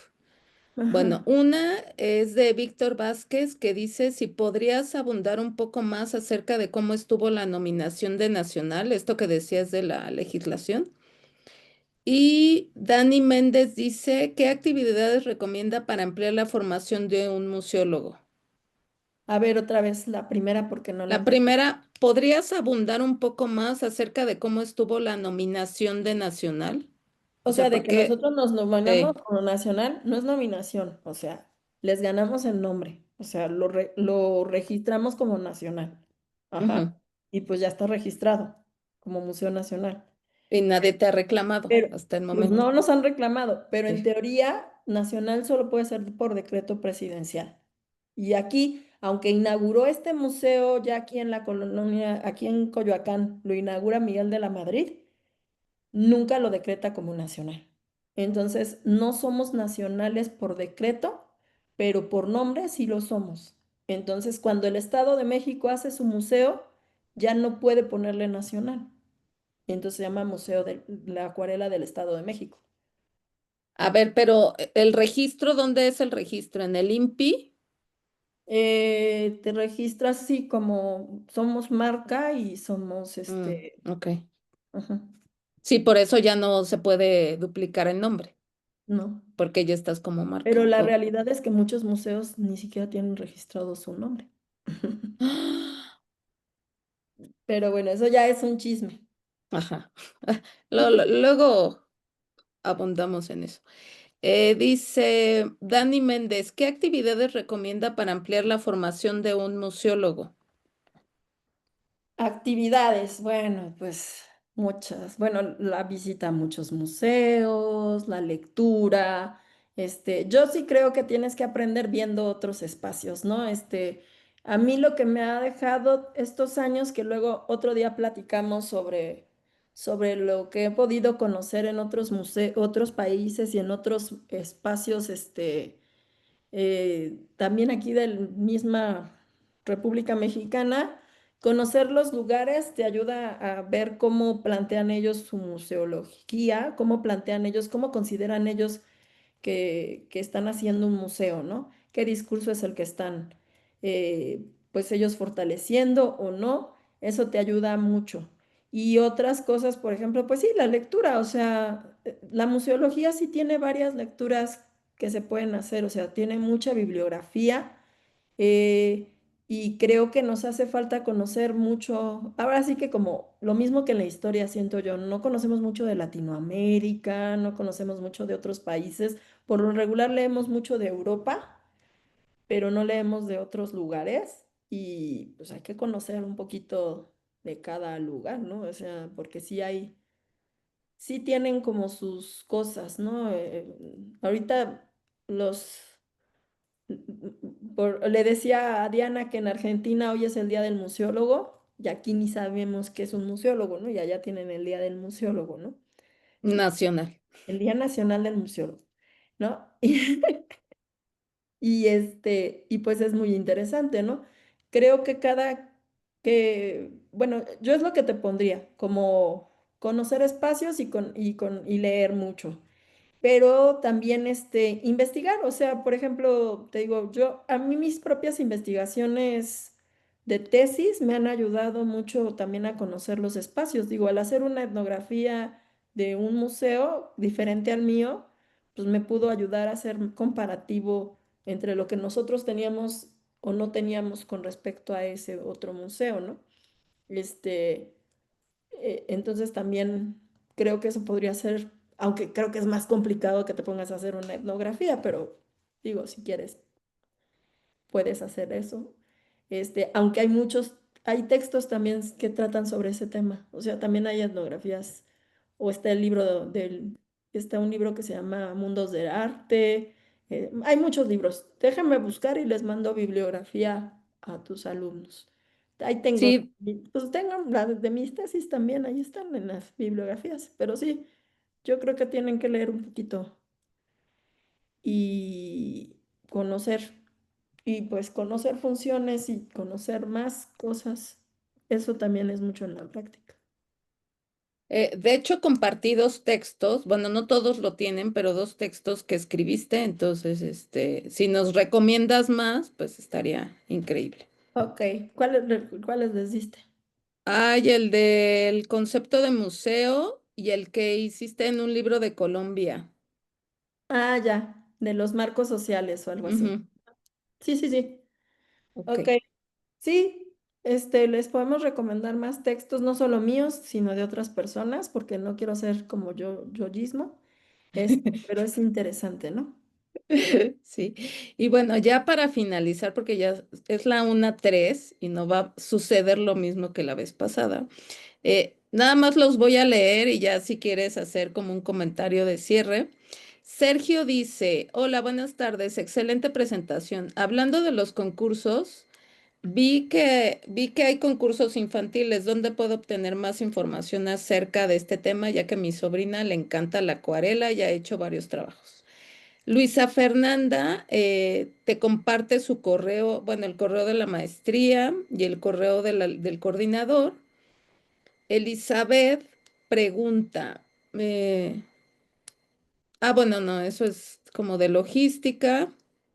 Y bueno, ya para finalizar, dice Juan Ángel, me gustaría conocer más sobre los museos en Brasil. ¿Tienes alguna recomendación para revisar? Sí, bueno, de bibliografía te paso, pero de conocer, por ejemplo, a mí me gustó cuando yo fui, bueno, es que también uno tiene como cierta, pero bueno, eso ya es un gol. Cuando tú estudias cosas de museos, tú te puedes inscribir al ICOM, ¿no? Entonces, yo tuve la posibilidad de ir a Brasil este, y hacer una práctica en el Museo de Arte Contemporáneo de la Universidad de Sao Paulo. Entonces también te das cuenta cómo estaba ese museo hecho, ¿no? Pero también conocí la Pinacoteca y su área educativa tiene buenos textos y pues hay otros lugares que también tienen. Déjame organizar esto para que les pueda mandar textos y puedan leerlos, porque sí está muy interesante lo que podrían leer y lo que podrían conocer. Ujú. Yo adicional, no me preguntaron a mí, pero Pero tú dime, eh, pues los textos de Bruno, sí, Brulón, pues Bruno Brulón. que Ah, ya les compartí algo, bueno, les compartí uno, pues, pero, eh, y pues ya, sí, estaríamos, en cuanto Scarlett me pueda compartir las referencias bibliográficas, se las hago llegar. Ya en el chat también compartí el enlace del grupo de Facebook. Sí sería oportuno y muy importante que se sumaran porque además ahí he estado compartiendo información. Organizamos dos carpetas, una con bibliografía básica de museología y museografía y otra justo con algunos artículos o textos que han hecho los ponentes que van a participar durante el seminario. Entonces, bueno, si pueden sumarse estaría increíble. Y si no, de todos modos, pues yo les estaría mandando un correo. También es importante que hayan registrado su asistencia en el formulario que ya se compartió. Si alguien no ha registrado su asistencia, por favor, háganla. ¿Y qué más? Bueno, sería todo. Muchas gracias, Scarlett. Bueno, Gastón, por favor, si andas por ahí. Pero muchas gracias, Scarlett. Ha sido muy enriquecedor, muy interesante escucharte. eh, y sobre todo, pues finalmente hacer ese apunte, ¿no? Que todo lo que vas haciendo, tu trayectoria, esta formación, además de la académica, lo que vas aprendiendo con la práctica, con la experiencia, pues va abonando a que tú dirijas este museo y hayas hecho estos cambios pues sí, estos cambios en la gestión del museo. Gastón, de mi parte sería todo. Gastón, por favor. Muchas gracias a todos que se sumaron el día de hoy. No, nada más agradecer, Scarlett, demasiado trabajo el que está detrás de todo lo que has hablado y toda la experiencia. Creo que es importante para todas las personas que estamos aquí. Me da mucho gusto que haya bastante gente, a pesar de que es 15. Y pues se queda grabada la charla en el Facebook. La vamos a subir también a YouTube para que después tengan en, en el YouTube del observatorio. Va a estar una especial donde están todos van a estar todos los videos de todas las presentaciones del seminario por si alguien quiere volver a verlas. Y bueno, nada más. No sé, Diana, lo la sesión que sigue. Ajá, ¿quieres tú compartir el cartel o yo? Si puedes tú, porque yo lo A ver, tengo, pero no sé dónde lo dejé. ok, entonces denme un segundo. Este, justo. Bueno, la siguiente sesión, denme un segundo, es... No, esperen. Ya, solo un minuto más. Mm, Pero sí es muy importante que se sumen al grupo porque ahí es donde daré información. Aquí está. Pues se va a tener que ver así, lo siento. Ya lo tengo, parto yo si quieres, ya lo tengo. Ah, bueno. Bueno, ya te gané. Bueno, la próxima sesión estará a cargo del maestro Juan Martínez Martínez y ha sido titulada Gestión, Administración y Operación de Proyectos para la Conservación del Museo Nacional de Antropología. El maestro Juan Martínez es el subdirector administrativo del museo y además tiene una larga experiencia, una larga trayectoria en museos y la verdad pues también va a ser muy rico escucharlo, muy interesante, muy enriquecedor escucharlo. Entonces, el 20 de octubre nos estaremos encontrando nuevamente a las 11 de la mañana. Ok. Pues muchas gracias, Diana, muchas gracias, Scarlett, y pues Nos vemos en un mes. Pues muchas gracias por la invitación.